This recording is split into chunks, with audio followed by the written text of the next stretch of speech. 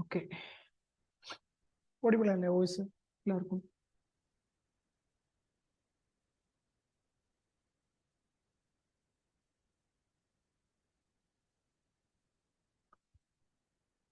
കേൾക്കാം.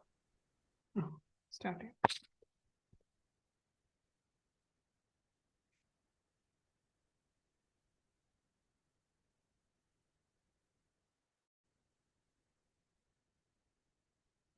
ഓക്കെ, നമുക്ക് സ്റ്റാർട്ട് ചെയ്യാം.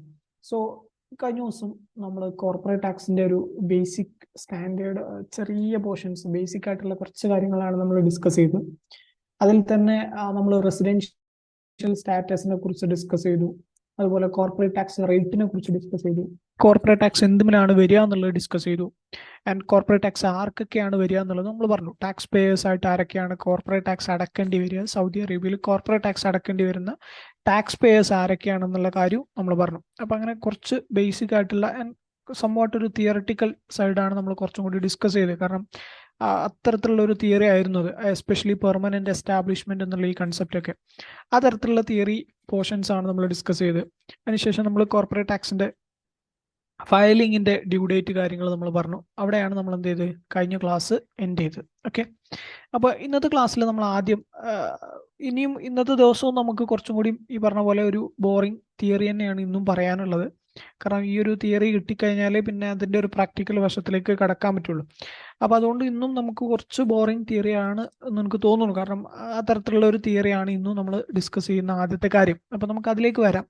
അതിന് മുന്നേ ഞാൻ ചെറിയൊരു കോർപ്പറേറ്റ് ടാക്സിന്റെ ഒരു ചെറിയൊരു ക്വസ്റ്റ്യൻ നമുക്ക് ചെയ്യാം. കാരണം എന്താണ് ഇതിന്റെ ഐഡിയ എന്നുള്ളത് പലർക്കും മനസ്സിലായിട്ടില്ല എന്നുള്ളത് എനിക്ക് ഇന്നലെ ക്ലാസ്സിന് ശേഷം കുറെ ആൾക്കാർ ക്വസ്റ്റ്യൻ ചോദിച്ചപ്പോൾ, ക്വസ്റ്റ്യൻ അല്ല ഡൗട്ട് ചോദിച്ച് മെസ്സേജ് അയച്ചപ്പോൾ എനിക്ക് മനസ്സിലായി കുറെ ആൾക്കാർക്ക് ഇതിന്റെ ഒരു ബേസിക് ആയിട്ടുള്ള എന്താ നമ്മൾ ഡിസ്കസ് ചെയ്തത് എന്നുള്ളത് കൃത്യമായൊരു ഐഡിയ കിട്ടിയില്ല. അപ്പം ഞാനൊരു ചെറിയൊരു ക്വസ്റ്റ്യൻ ആദ്യം ചെയ്യാം. ഓക്കെ, ഒരു ചെറിയ ക്വസ്റ്റ്യൻ ചെയ്തിട്ട് എന്താണ് ശരിക്കും കോർപ്പറേറ്റ് ടാക്സ് കൊണ്ട് ഉദ്ദേശിക്കുന്നത് എന്നുള്ളത് പറഞ്ഞിട്ട് നമുക്ക് ബാക്കിയുള്ള സൈഡിലേക്ക് പോവാം. അപ്പോൾ കോർപ്പറേറ്റ് ടാക്സ് എന്നുള്ളത് കൊണ്ട് ശരിക്കും നമ്മൾ എന്താ ഉദ്ദേശിക്കുന്നത്? നമ്മൾ ടാക്സ് ആണെന്നുള്ളതൊക്കെ പറഞ്ഞു, 20% കാര്യങ്ങൾ അതൊക്കെ നമ്മൾ പറഞ്ഞു. അപ്പോൾ നമുക്കൊരു ഉദാഹരണത്തിന് ഒരു കമ്പനി എടുക്കാം. ഒരു സൗദി അറേബ്യയിലുള്ള ഒരു കമ്പനി എ എന്ന് പറയുന്ന ഒരു കമ്പനി. ഓക്കെ, ഈ കമ്പനീൻ്റെ 40% ഓൺ ചെയ്യുന്നത്, ഷെയർ 40% ഈ കമ്പനീൻ്റെ 40% ഓൺ ചെയ്യുന്നത് ഫോറിൻ ഇൻവെസ്റ്റേഴ്സ് ആണ്. കമ്പനിയിൽ 40% ഫോറിൻ ഇൻവെസ്റ്റേഴ്സ് ആണ്. ആൻഡ് അപ്പോൾ സ്വാഭാവികമായിട്ടും ബാക്കി 60% ആരായിരിക്കും? സൗദി സിറ്റിസൺസ് ആയിരിക്കും ഓൺ ചെയ്യുന്നത്. ഓക്കെ, കമ്പനിക്ക് ആ വർഷം net profit, okay net profit, ഇത് നമ്മൾ ഇന്നലെ പറഞ്ഞാണ് നെറ്റ് പ്രോഫിറ്റ് എന്താന്നുള്ളതൊക്കെ. നെറ്റ് പ്രോഫിറ്റ് ആയിട്ട് കമ്പനിക്ക് കിട്ടിയത് ഏകദേശം ഒരു 20 ആണെന്ന് വിചാരിച്ചോളൂ, 20 ലാക്ക്. ഓക്കെ, 20 ലാക്ക് റിയാൽ റുപ്പീസ് അങ്ങനെ ഒന്നും ആക്കുന്നില്ല, ജസ്റ്റ് 20 ആണെന്ന് മനസ്സിലാക്കുക. 20 ആണ് അവരുടെ നെറ്റ് പ്രോഫിറ്റ് ആയിട്ടുള്ള എമൗണ്ട്. ഓക്കെ, ഇതേ കമ്പനിയുടെ total equity side, okay equity നമ്മൾ പറഞ്ഞതാണ്, ക്യാപിറ്റൽ ഇക്വിറ്റി നമ്മൾ ഡിസ്കസ് ചെയ്താണ്. ഇക്വിറ്റി സൈഡ് ഈ കമ്പനിയുടേത് ഏകദേശം ഒരു 50 ഉണ്ട്. ഓക്കെ, 50 ലാക്ക് ഈ കമ്പനിക്ക് ഇക്വിറ്റി ഉണ്ട്. ഓക്കെ, ഈ കമ്പനിക്ക് എക്സ്പെൻസുകൾ ഉണ്ട്. എക്സ്പെൻസുകൾ സ്വാഭാവികമായിട്ടും പ്രോഫിറ്റ് കിട്ടുന്നതിന് മുന്നേ എക്സ്പെൻസ് ഉണ്ടാവും. ഐ മീൻ റവന്യൂ എക്സ്പെൻസ് കഴിഞ്ഞിട്ടായിരിക്കും എന്ത് തരിക. സെക്കൻഡ്, വോയിസ് ഒന്ന് മ്യൂട്ട് ചെയ്തിട്ടുണ്ട്. റവന്യൂ കഴിഞ്ഞിട്ടായിരിക്കും, റവന്യൂ കഴിഞ്ഞ എക്സ്പെൻസും കഴിഞ്ഞിട്ടായിരിക്കും നെറ്റ് പ്രോഫിറ്റ് കിട്ടിയിട്ടുണ്ടാവുക. പക്ഷേ ഈ എക്സ്പെൻസിൽ ഡിഡക്റ്റബിൾ അല്ലാത്ത എക്സ്പെൻസ് ഉണ്ട്. Deductible expense and non deductible expense എന്ന് പറഞ്ഞ എക്സ്പെൻസിൻ്റെ അതിൽ ഡിഡക്റ്റബിൾ അല്ലാത്തത് നോൺ ഡിഡക്റ്റബിൾ എക്സ്പെൻസ് അതൊരു ഏകദേശം 1 ലാക്ക് ഉണ്ടെന്ന് വിചാരിക്കാം. നമ്മൾ അതിൻ്റെ ഒരു ഇത് കിട്ടാൻ വേണ്ടിയിട്ടാണ്, ഐഡിയ കിട്ടാൻ വേണ്ടി. കുറേ ആൾക്കാർക്ക് ഐഡിയ ഒരു കൺഫ്യൂഷൻ ഉണ്ടായിട്ടുണ്ടോ എന്ന് എനിക്ക് സംശയമുണ്ട്. അതുകൊണ്ടാണ് കുറേ ക്വസ്റ്റ്യൻ ഉണ്ട്, അപ്പോൾ എനിക്ക് അങ്ങനെ തോന്നി. അതുകൊണ്ടാണ് ഞാൻ ആ ഒരു രീതിയിൽ ചെയ്യുന്നത്. ഓക്കെ, അപ്പോൾ എന്താ നമ്മൾ ചെയ്യുന്നത് വെച്ച് കഴിഞ്ഞാൽ ഈ ഒരു സൈഡ് വരെ എല്ലാവർക്കും ഓക്കെയാണ്. എന്ത്, നമ്മൾ സക്കാത്തിന്റെ ഡിസ്കഷൻ നടത്തിയ സൈഡ് വരെ എല്ലാവർക്കും ഓക്കെയാണ്. സൗദി സിറ്റിസൺസിന്റെ പേരിൽ കിട്ടുന്ന നമ്മുടെ പ്രോഫിറ്റുമ്പോൾ നമ്മൾ എന്ത് ചെയ്യും? സക്കാത്ത് കാൽക്കുലേറ്റ് ചെയ്യും. പ്രോഫിറ്റുമിലല്ല, നമ്മൾ വെൽത്തുമിലായിരിക്കും സക്കാത്ത് കാൽക്കുലേറ്റ് ചെയ്യുക. അത് നമ്മൾ ഓൾറെഡി പറഞ്ഞത് എല്ലാവർക്കും, ഏകദേശം എല്ലാവർക്കും അത് മനസ്സിലാകും. അപ്പോൾ ആ സക്കാത്ത് കൊടുക്കുന്ന കാര്യങ്ങളൊക്കെ പറഞ്ഞു. ഞാൻ പറഞ്ഞു അതേ സ്ഥാനത്ത് നമ്മുടെ ക്യാപിറ്റലിൽ അല്ലെങ്കിൽ നമ്മുടെ ഇൻവെസ്റ്റ്മെന്റിൽ ഫോറിൻ ഇൻവെസ്റ്റ്മെന്റ് ഉണ്ട് എന്നുണ്ടെങ്കിൽ, അല്ലെങ്കിൽ സൗദി സിറ്റിസൺസ് അല്ലാത്ത, സൗദി അല്ലാത്ത ഇൻവെസ്റ്റ്മെന്റ് ഉണ്ട് എന്നുണ്ടെങ്കിൽ, നമ്മൾ ടാക്സ് പേയേഴ്സ് ആയിട്ട് ഇന്നലെ ഡിസ്കസ് ചെയ്താണ് ആരൊക്കെയാണ് ടാക്സ് പേയേഴ്സ് എന്നുള്ളത്. ഇത്രയും ടാക്സ് പേയേഴ്സിനെ കുറിച്ച് നമ്മൾ ഡിസ്കസ് ചെയ്താണ്. ഈ എ തൊട്ട് എഫ് വരെയുള്ള ടാക്സ് പേയേഴ്സ് ആരൊക്കെയാണ് നമ്മൾ പറഞ്ഞാണ്. Non resident company, permanent establishment ഉള്ള കമ്പനി, അങ്ങനെ കുറെ കാര്യങ്ങൾ പറഞ്ഞാണ്. അപ്പൊ ഈ കമ്പനികളൊക്കെ എന്താ വിളിക്കുക നമ്മൾ? ഫോറിൻ അല്ലെങ്കിൽ സൗദി സിറ്റിസൺസ് അല്ലാത്ത പോലെയാണ് നമ്മൾ കാണുന്നത്. ഇത്രയും ആൾക്കാർ എന്ത് ചെയ്യണം? കോർപ്പറേറ്റ് ടാക്സ് കൊടുക്കാൻ ബാധ്യസ്ഥരാണ്. അപ്പൊ നമ്മുടെ ഈ ക്വസ്റ്റ്യനിൽ 60% സൗദിയാണ്, അവരെന്ത് ചെയ്യണം? സക്കാത്ത് കൊടുക്കണം. അത് ഓക്കെയാണ്. ബാക്കി 40% എന്തുണ്ട്? നമ്മുടെ ടോട്ടൽ ക്യാപിറ്റലിന്റെ ഇക്വിറ്റിന്റെ 50 ലക്ഷമാണ് നമ്മുടെ ഇക്വിറ്റി അല്ലെങ്കിൽ നമ്മുടെ ക്യാപിറ്റൽ. ആ ക്യാപിറ്റലിൽ 40% ഇൻവെസ്റ്റ് ചെയ്തിട്ടുള്ളത് ഫോറിൻ പാർട്ട്നേഴ്സ് ആണ് അല്ലെങ്കിൽ ഫോറിൻ ഇൻവെസ്റ്റേഴ്സ് ആണ്. അവരാണ് എന്ത് ചെയ്യേണ്ടത്? കോർപ്പറേറ്റ് ടാക്സ് അല്ലെങ്കിൽ അവരുടെ പോർഷന്മേലാണ് എന്ത് ചെയ്യേണ്ടത്? കോർപ്പറേറ്റ് ടാക്സ് കൊടുക്കേണ്ടത്. ഇത് മിക്സ്ഡ് ഓണർഷിപ്പ് ഉള്ള കമ്പനിയാണ്. എന്നാൽ മിക്സ്ഡ് ഓണർഷിപ്പ് ഇല്ലാതെ 100 ഫോറിൻ ഓണർഷിപ്പ് ആണെന്നുണ്ടെങ്കിൽ 100% കോർപ്പറേറ്റ് ടാക്സ് ആയിരിക്കും കൊടുക്കേണ്ടി വരിക. അപ്പൊ ഇവിടുത്തെ ക്വസ്റ്റ്യനിൽ നമ്മൾ ചെയ്തപ്പോൾ നമ്മൾ ഓൾറെഡി പറഞ്ഞു, കോർപ്പറേറ്റ് ടാക്സ് എന്തിനാ കൊടുക്കുക? നമ്മുടെ നെറ്റ് പ്രോഫിറ്റ് എടുത്തിട്ട് നെറ്റ് പ്രോഫിറ്റിന്റെ 20% ആണ് കോർപ്പറേറ്റ് ടാക്സ് കൊടുക്കുക എന്ന് പറഞ്ഞു. അപ്പൊ നിങ്ങൾ കോർപ്പറേറ്റ് ടാക്സ് കാൽക്കുലേറ്റ് ചെയ്യുമ്പോൾ ആദ്യം അറിയേണ്ടത് കോർപ്പറേറ്റ് ടാക്സ് വരുമോ എന്നുള്ളതാണ്. കോർപ്പറേറ്റ് ടാക്സ് വരും, കാരണം കമ്പനിയിൽ ഫോറിൻ ഓണർഷിപ്പ് ഉണ്ട്. അപ്പൊ കോർപ്പറേറ്റ് ടാക്സ് അവർക്ക് വരും. ഇനി രണ്ടാമത് അറിയേണ്ടത് എത്രയാണ് കോർപ്പറേറ്റ് ടാക്സ് എന്നുള്ളതാണ്. അതിന് നമ്മൾ എന്താ ചെയ്യേണ്ടത്? നമ്മൾ അവിടെ സക്കാത്തിന്റെ ഡിസ്കഷൻ ഒക്കെ ചെയ്ത സമയത്ത് നമ്മൾ ബാലൻസ് ഷീറ്റ് എടുത്തിട്ട് അതിന് തന്നെ non current asset, non liability, equity, അങ്ങനെ കുറെ കാര്യങ്ങൾ എടുത്ത്. പക്ഷെ ഇവിടെ വരുന്ന സമയത്ത്, കോർപ്പറേറ്റ് ടാക്സ് വരുന്ന സമയത്ത് നമ്മൾ എടുക്കേണ്ടത് നെറ്റ് പ്രോഫിറ്റ് ആണ്. ഓക്കെ, നെറ്റ് പ്രോഫിറ്റ് എടുത്തു. നമ്മൾ ഇന്നലെ ഡിസ്കസ് ചെയ്ത പോലെ നെറ്റ് പ്രോഫിറ്റ് എടുത്തു. ഈ നെറ്റ് പ്രോഫിറ്റിനെ 20 ലാക്ക് ആയിട്ടുള്ള നെറ്റ് പ്രോഫിറ്റിനെ നമ്മൾ എന്ത് ചെയ്യണം? നെറ്റ് പ്രോഫിറ്റിന്റെ 20% കോർപ്പറേറ്റ് ടാക്സ് കാണണം. ഇതാണ് നമ്മൾ ഇന്നലെ വരെ പഠിച്ചത്. പക്ഷേ ഈ നെറ്റ് പ്രോഫിറ്റ് കാൽക്കുലേറ്റ് ചെയ്യുന്ന സമയത്ത്, നെറ്റ് പ്രോഫിറ്റ് എന്ന് പറഞ്ഞു കഴിഞ്ഞാൽ പ്രോഫിറ്റ് ആൻഡ് ലോസ് അക്കൗണ്ടിനെ കുറിച്ച് നല്ലൊരു ധാരണ ഉണ്ടാവണം. നെറ്റ് പ്രോഫിറ്റ് എന്ന് പറഞ്ഞു കഴിഞ്ഞാൽ നമ്മൾ ടോട്ടൽ റവന്യൂ എത്രയാണോ, ഇൻകങ്ങൾ എത്രയാണോ, ആ ഇൻകത്തിൽ നിന്ന് നമ്മൾ എക്സ്പെൻസുകളൊക്കെ കുറച്ചതിന് ശേഷം കിട്ടുന്നതാണ് എന്ത്?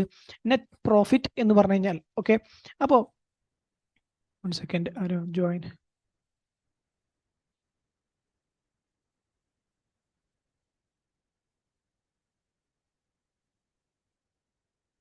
ഓക്കെ, അതാണെന്ത് നമ്മൾ ഡിസ്കസ് ചെയ്ത നെറ്റ് പ്രോഫിറ്റ്. അപ്പൊ ഈ കോർപ്പറേറ്റ് ടാക്സിന്റെ പ്രത്യേകത അല്ലെങ്കിൽ കോർപ്പറേറ്റ് ടാക്സിലെ കാര്യം എന്താണെന്ന് വെച്ച് കഴിഞ്ഞാൽ, നമ്മൾ സക്കാത്ത് പഠിച്ച സമയത്ത് അഡ്ജസ്റ്റഡ് നെറ്റ് പ്രോഫിറ്റ് കാൽക്കുലേറ്റ് ചെയ്യാൻ പഠിച്ചിരുന്നു. അപ്പൊ നമ്മൾ അവിടെ കുറേ പരിപാടികൾ ചെയ്തു. കുറച്ച് സാധനങ്ങൾ നമ്മൾ കൂട്ടി, കുറച്ച് സാധനങ്ങൾ ആഡ് ബാക്ക് ചെയ്തു, കുറച്ച് സാധനങ്ങൾ ഒഴിവാക്കി. അതേപോലെ കോർപ്പറേറ്റ് ടാക്സിന്റെ നെറ്റ് പ്രോഫിറ്റ് നമ്മൾ നെറ്റ് പ്രോഫിറ്റ് കിട്ടിയതിന് ശേഷം അതിലേക്ക് കുറച്ച് സാധനങ്ങൾ നമ്മൾ ആഡ് ബാക്ക് ചെയ്യേണ്ടി വരും, കുറച്ച് സാധനങ്ങൾ ലെസ് ചെയ്യേണ്ടി വരും. അതായത് നമ്മൾ ഓൾറെഡി കുറച്ചത് ചിലപ്പോൾ കൂട്ടേണ്ടി വരും, ഓൾറെഡി കൂട്ടിയത് ചിലപ്പോൾ കുറക്കേണ്ടി വരും. അങ്ങനെ കുറച്ച് പരിപാടികൾ നമ്മൾ ചെയ്യേണ്ടി വരും. അതിനെയാണ് നമ്മൾ ഈ കോർപ്പറേറ്റ് ടാക്സ് റിലേറ്റഡ് അഡ്ജസ്റ്റ്മെന്റ്സ് എന്ന് പറയാം. അപ്പോൾ അതിനെ പൊതുവായി വിളിക്കുന്ന പേരാണ് deductible expense and non deductible expense. Deductible expense and non deductible expense പറഞ്ഞു കഴിഞ്ഞാൽ നമ്മൾ ഈ നെറ്റ് പ്രോഫിറ്റ് കിട്ടിയത് കുറേ എക്സ്പെൻസുകൾ കുറച്ചിട്ടാണ്, അല്ലേ? കുറേ എക്സ്പെൻസ് കുറച്ചതിന് ശേഷമാണ് നമുക്ക് നെറ്റ് പ്രോഫിറ്റ് കിട്ടിയത്. അതിൽ കോർപ്പറേറ്റ് ടാക്സിന്റെ റൂൾ പ്രകാരം ചില എക്സ്പെൻസ് ഒന്നും കുറക്കാൻ പറ്റൂല. നമ്മൾ കുറച്ചു, നമ്മളെ അക്കൗണ്ട്സിൽ നമ്മൾ കുറച്ചു, അതനുസരിച്ച് നമുക്കൊരു നെറ്റ് പ്രോഫിറ്റ് കിട്ടി. പക്ഷെ കോർപ്പറേറ്റ് ടാക്സ് റൂൾ പ്രകാരം അത് എക്സ്പെൻസ് ആയിട്ട് എന്ത് ചെയ്യില്ല, ക്ലെയിം ചെയ്യാൻ പറ്റൂല. അപ്പൊ നമ്മൾ എന്ത് ചെയ്യേണ്ടി വരും? നോൺ ഡിഡക്റ്റബിൾ എക്സ്പെൻസ് ആയതുകൊണ്ട് തന്നെ നമ്മൾ എന്ത് ചെയ്യേണ്ടി വരും? കോർപ്പറേറ്റ് ടാക്സിന്റെ നെറ്റ് പ്രോഫിറ്റിലേക്ക് ഇത് തിരിച്ച് കൂട്ടേണ്ടി വരും, അതായത് ആഡ് ബാക്ക് ചെയ്യേണ്ടി വരും. എന്നാൽ അതേ സ്ഥാനത്ത് ചില ഇൻകങ്ങൾ, ചില ഇൻകങ്ങൾ നമ്മൾ കൂട്ടിയിട്ടുണ്ട്. ആ ഇൻകങ്ങൾ ചിലതൊന്നും നമ്മൾ കോർപ്പറേറ്റ് ടാക്സ് കൊടുക്കേണ്ടാത്തത് ഇൻകങ്ങളാണ്. അതിന്റെ പേരിൽ നമ്മൾ എന്ത് ചെയ്യണ്ട? കോർപ്പറേറ്റ് ടാക്സ് കൊടുക്കണ്ട.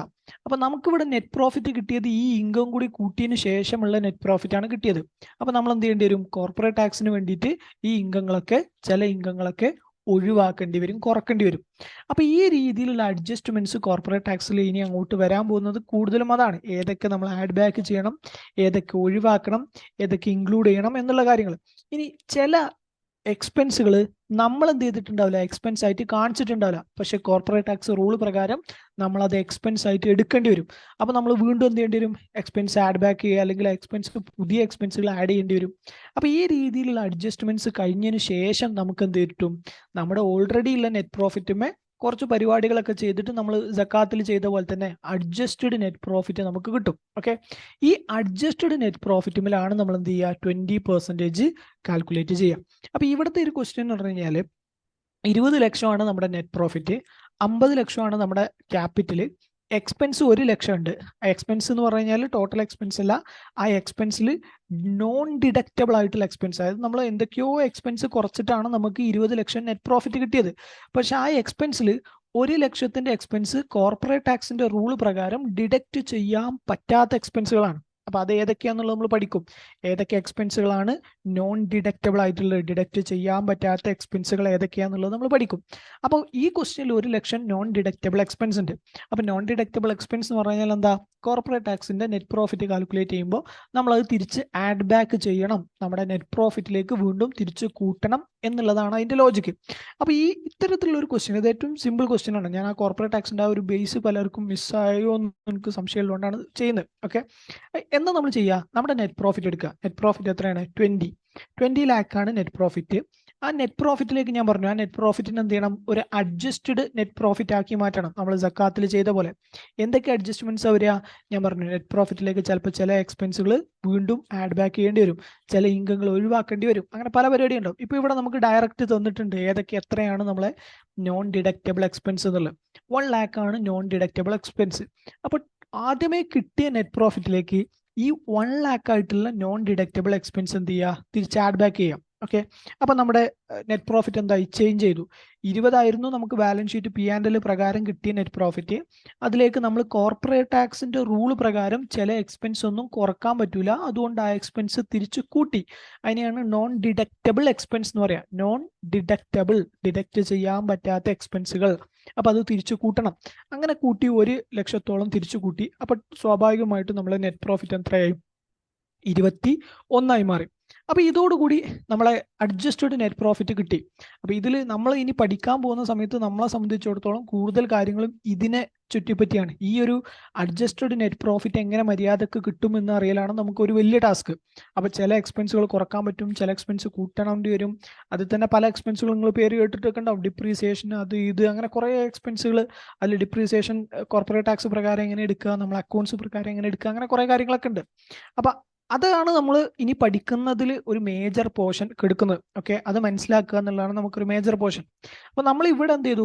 അത് ഡയറക്ട്ലി ജസ്റ്റ് ഞാൻ നിങ്ങൾക്ക് മനസ്സിലാവാൻ വേണ്ടിയിട്ട് ഫുൾ എമൗണ്ട് ആണ് തന്നിട്ടുള്ളത്, അല്ലാതെ ഞാൻ എന്ത് ചെയ്തില്ല, കാറ്റഗറി ആക്കിയിട്ടൊന്നുമില്ല. അപ്പൊ അത് തിരിച്ചു കൂട്ടി. അങ്ങനെ 21 നമ്മുടെ net profit, adjusted net profit കിട്ടി. ഈ അഡ്ജസ്റ്റഡ് നെറ്റ് പ്രോഫിറ്റുമ്പോൾ വേണം നമ്മൾ എന്ത് ചെയ്യാനേ? 20% കാൽക്കുലേറ്റ് ചെയ്യാൻ. അഡ്ജസ്റ്റഡ് നെറ്റ് പ്രോഫിറ്റിന്റെ 20% കാൽക്കുലേറ്റ് ചെയ്ത് കഴിഞ്ഞാൽ അത് എത്രയാണോ അതാണ് എന്ത്? കോർപ്പറേറ്റ് ടാക്സ് കൊടുക്കേണ്ടത്. പക്ഷേ ഇവിടെ എന്താ വിഷയം വെച്ച് കഴിഞ്ഞാൽ നമ്മൾ എന്ത് ചെയ്യണം?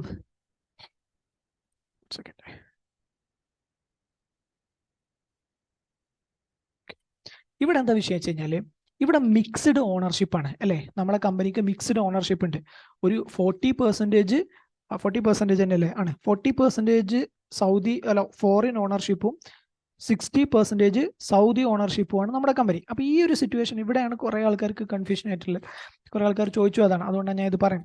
അപ്പോൾ എന്താ നമ്മൾ ചെയ്യേണ്ടതെന്ന് വെച്ച് കഴിഞ്ഞാൽ നമുക്ക് കിട്ടിയ അഡ്ജസ്റ്റഡ് നെറ്റ് പ്രോഫിറ്റിനെ, അത് കമ്പനിക്ക് കിട്ടുന്ന ഈ പ്രോഫിറ്റിൽ നിന്ന് ഈ പറഞ്ഞ അഡ്ജസ്റ്റ്മെന്റ്സ് ഒക്കെ വരുത്തിയതിന് ശേഷം കിട്ടുന്ന അഡ്ജസ്റ്റഡ് നെറ്റ് പ്രോഫിറ്റിന്റെ എത്ര ശതമാനമാണ് ഫോറിൻ ആൾക്കാർക്ക് ഉള്ളത് നോക്കുക. അതെങ്ങനെ നോക്കുക? ടോട്ടൽ ക്യാപിറ്റലിന്റെ 40% ഫോറിൻ ഓണർഷിപ്പ് ചെയ്യുന്നുണ്ട് എന്ന് പറഞ്ഞാൽ കിട്ടിയ പ്രോഫിറ്റിന്റെ 40% ആർക്കുള്ളതാണ്?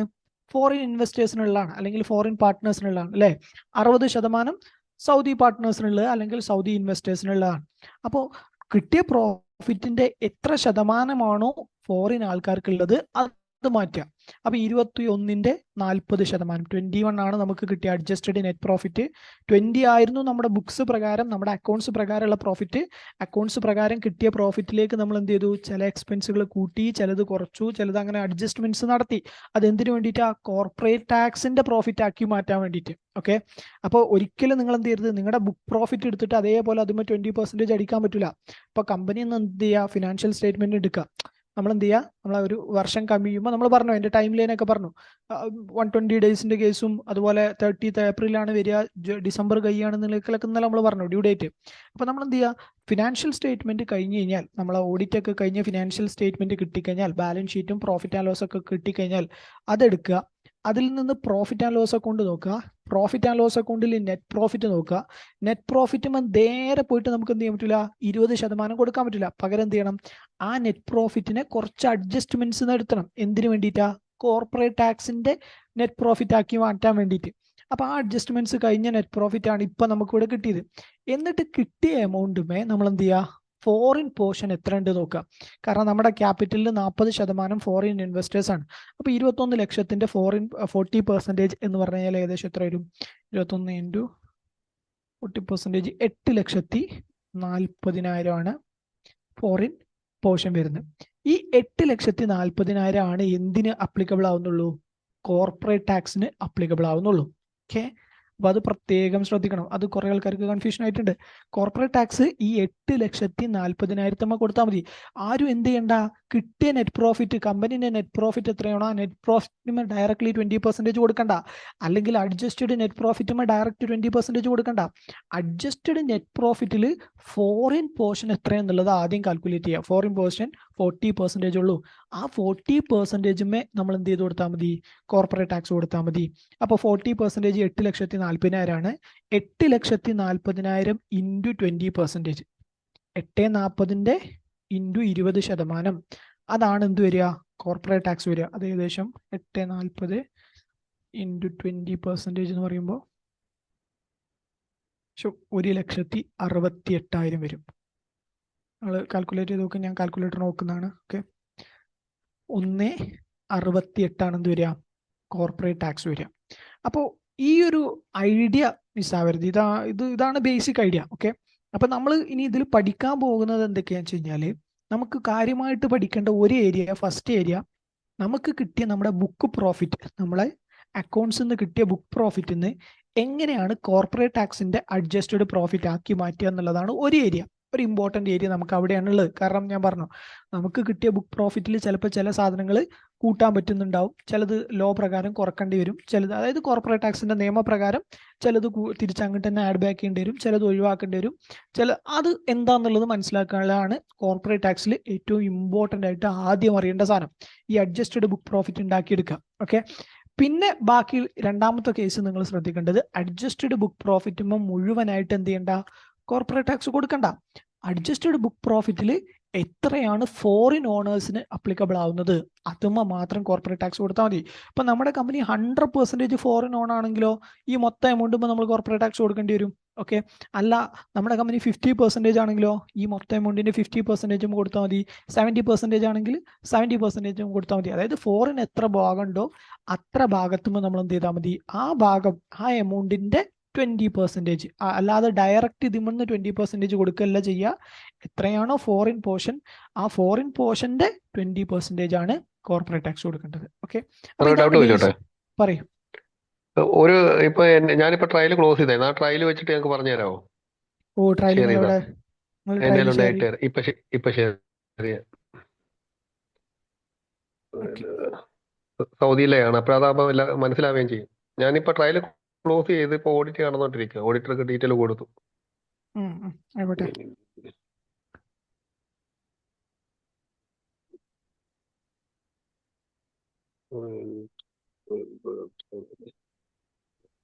ഹലോ,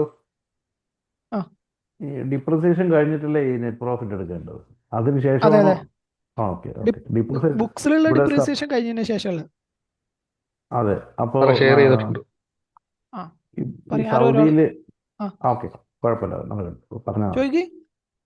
അല്ല, ഈ സൗദിയിൽ ഞാൻ കണ്ടത് ഈ അക്യുമുലേറ്റഡ് ഡിപ്രിസിയേഷൻ എന്ന് പറഞ്ഞിട്ട് അതിങ്ങനെ അങ്ങനെ ഒരു ലെഡ്ജർ ഉണ്ടാക്കിയിട്ട് അതിലേക്ക് ഡിപ്രിസിയേഷൻ എമൗണ്ട് ഇങ്ങനെ ആഡ് ചെയ്ത് പോവുകയും ചെയ്യുന്നത്. അല്ലാതെ അതെ, നാട്ടിലാണെങ്കിൽ അത് ഡിപ്രിസിയേഷൻ റൈറ്റ് ഓഫ് ചെയ്ത് കളയുക ചെയ്യുന്നത്. ഇവിടെ അങ്ങനെ അങ്ങനെ തന്നെയല്ലേ ഇവിടെ ചെയ്യേണ്ടത്? അക്യുമുലേറ്റഡ് ഡിപ്രീസിയേഷൻ ഉള്ള കമ്പനി ഉണ്ട്, അക്യുമുലേറ്റഡ് ഡിപ്രീസിയേഷൻ അല്ലാതെ. ഒരുവിധം കമ്പനിയൊക്കെ സൗദിയിൽ അക്യുമുലേറ്റഡ് ഡിപ്രീസിയേഷൻ കീപ്പ് ചെയ്യുന്നതാണ്. ഡയറക്റ്റ് എല്ലാ വർഷവും റൈറ്റ് ഓഫ് ചെയ്ത് പോകില്ല. അങ്ങനത്തെ കമ്പനി ഉണ്ട്. ശരിയാ, അത് വെച്ചിട്ട് ബുദ്ധിമുട്ടൊന്നുമില്ല. അക്യുമുലേറ്റഡ് ഡിപ്രീസിയേഷൻ പറഞ്ഞാൽ ലെഡ്ജറിൽ ഡിപ്രീസിയേഷൻ അക്യുമുലേറ്റ് ചെയ്ത് വെച്ചിട്ട് എന്താ, നമ്മൾ ആ വർഷം എത്ര ഡിപ്രീസിയേഷൻ എടുക്കുന്നു അത് മാത്രമേ ക്ലെയിം ചെയ്യാൻ പറ്റുള്ളൂ. ബാക്കിയുള്ളത് എല്ലാ വർഷവും ഒരു ലെഡ്ജറിനകത്തേക്ക് അക്യുമുലേറ്റഡ് ആക്കി എടുക്കുന്നു എന്ന് മാത്രമേ ഉള്ളൂ. ഡിപ്രീസിയേഷൻ പറയുമ്പോൾ മനസ്സിലാവും.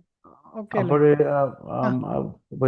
ഈ വെഹിക്കിൾസ് ഒക്കെ ഉണ്ടോ? വെഹിക്കിൾസ് ഇങ്ങനെ ചിലപ്പോ ഒരു 4-5 വർഷം കഴിയുമ്പോഴേ അവർ വിൽക്കുന്ന സമയത്ത് അത് ഇൻകം ഓൺ അസറ്റ് സെയിൽ അങ്ങനെ എന്തോ പറഞ്ഞൊരു അതാ നമ്മളിപ്പോ പറയാൻ പോകുന്ന സാധനം അതാണ്. അതെ, ഉണ്ട്. ഓക്കെ ഓക്കെ ശരി. സാർ അസറ്റിന്റെ ഷെയർ അല്ലെങ്കിൽ ചെയ്തിട്ടുണ്ട് കേട്ടോ. ഞാൻ കണ്ടു നോക്കാം, ഡിസ്കസ് ചെയ്യാം. ഓക്കെ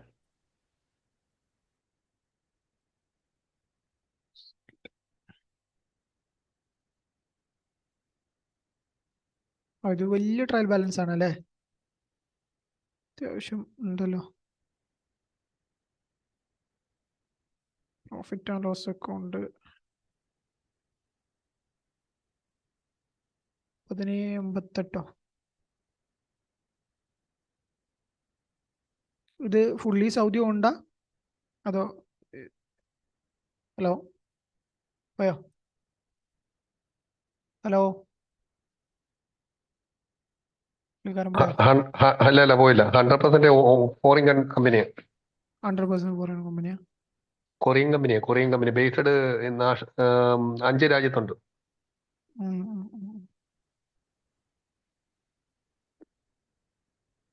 പി ആൻഡ് ഇത് ലാസ്റ്റ് കിടക്കുന്ന എമൗണ്ട് അല്ലേ? 17 അത് തന്നെ 17 സംതിങ്. ആ എമൗണ്ടിന്റെ ഇതിലും എന്താ ബുദ്ധിമുട്ട്? ആ എമൗണ്ടിന്റെ 20% കൊടുക്കണം കോർപ്പറേറ്റ് ടാക്സ് ഡയറക്റ്റ്. അല്ല ആ എമൗണ്ട് അതിനകത്ത് അഡ്ജസ്റ്റ്മെന്റുകൾ ഡിഡക്റ്റബിൾ നോൺ ഡിഡക്റ്റബിൾ. മനസ്സിലായി. നമുക്ക് ഒരു കാര്യം ചെയ്യാം, ഈ ഡിഡക്റ്റബിളും നോൺ ഡിഡക്റ്റബിളും എല്ലാം ഡിസ്കസ് ചെയ്തിട്ട് ഇത് എക്സാമ്പിൾ ആക്കി എടുക്കാം. ഇത് വെച്ചിട്ട് നമുക്ക് കോർപ്പറേറ്റ് ടാക്സ് കാൽക്കുലേറ്റ് ചെയ്യാൻ നോക്കാം. ഓക്കെ. അത്യാവശ്യം ഒരുപാട് എക്സ്പെൻസ് ഉണ്ടല്ലോ ഇതില്, എക്സ്പെൻസും ഇൻകം കുറെ ഉണ്ട്.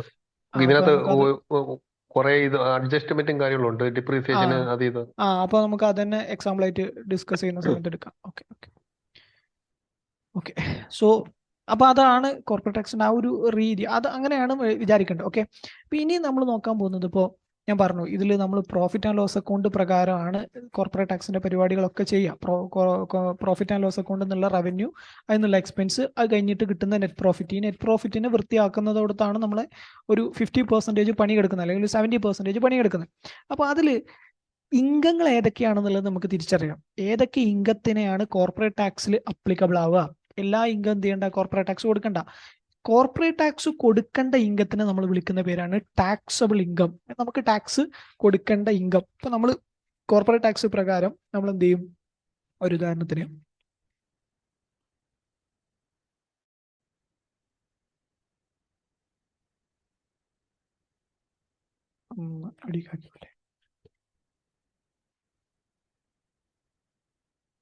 ഓക്കെ, അതായത് നമ്മൾ എന്ത് ചെയ്യും? നമ്മളിപ്പോൾ ഈ പറഞ്ഞ പോലെ നമ്മുടെ നെറ്റ് പ്രോഫിറ്റിനകത്തു നിന്ന് പ്രോഫിറ്റ് എടുത്തു, ഈ പറഞ്ഞ അഡ്ജസ്റ്റ്മെന്റുകളൊക്കെ ചെയ്തു. കുറെ അഡ്ജസ്റ്റ്മെന്റുകൾ നമുക്ക് പഠിക്കാണ്ട്, ഡിപ്രീസിയേഷൻ റിലേറ്റഡ് അഡ്ജസ്റ്റ്മെന്റ്, ബാഡ് ഡെപ്റ്റ് റിലേറ്റഡ് അഡ്ജസ്റ്റ്മെന്റ്, അങ്ങനെ കുറെ അഡ്ജസ്റ്റ്മെന്റുകൾ പഠിക്കാണ്ട്.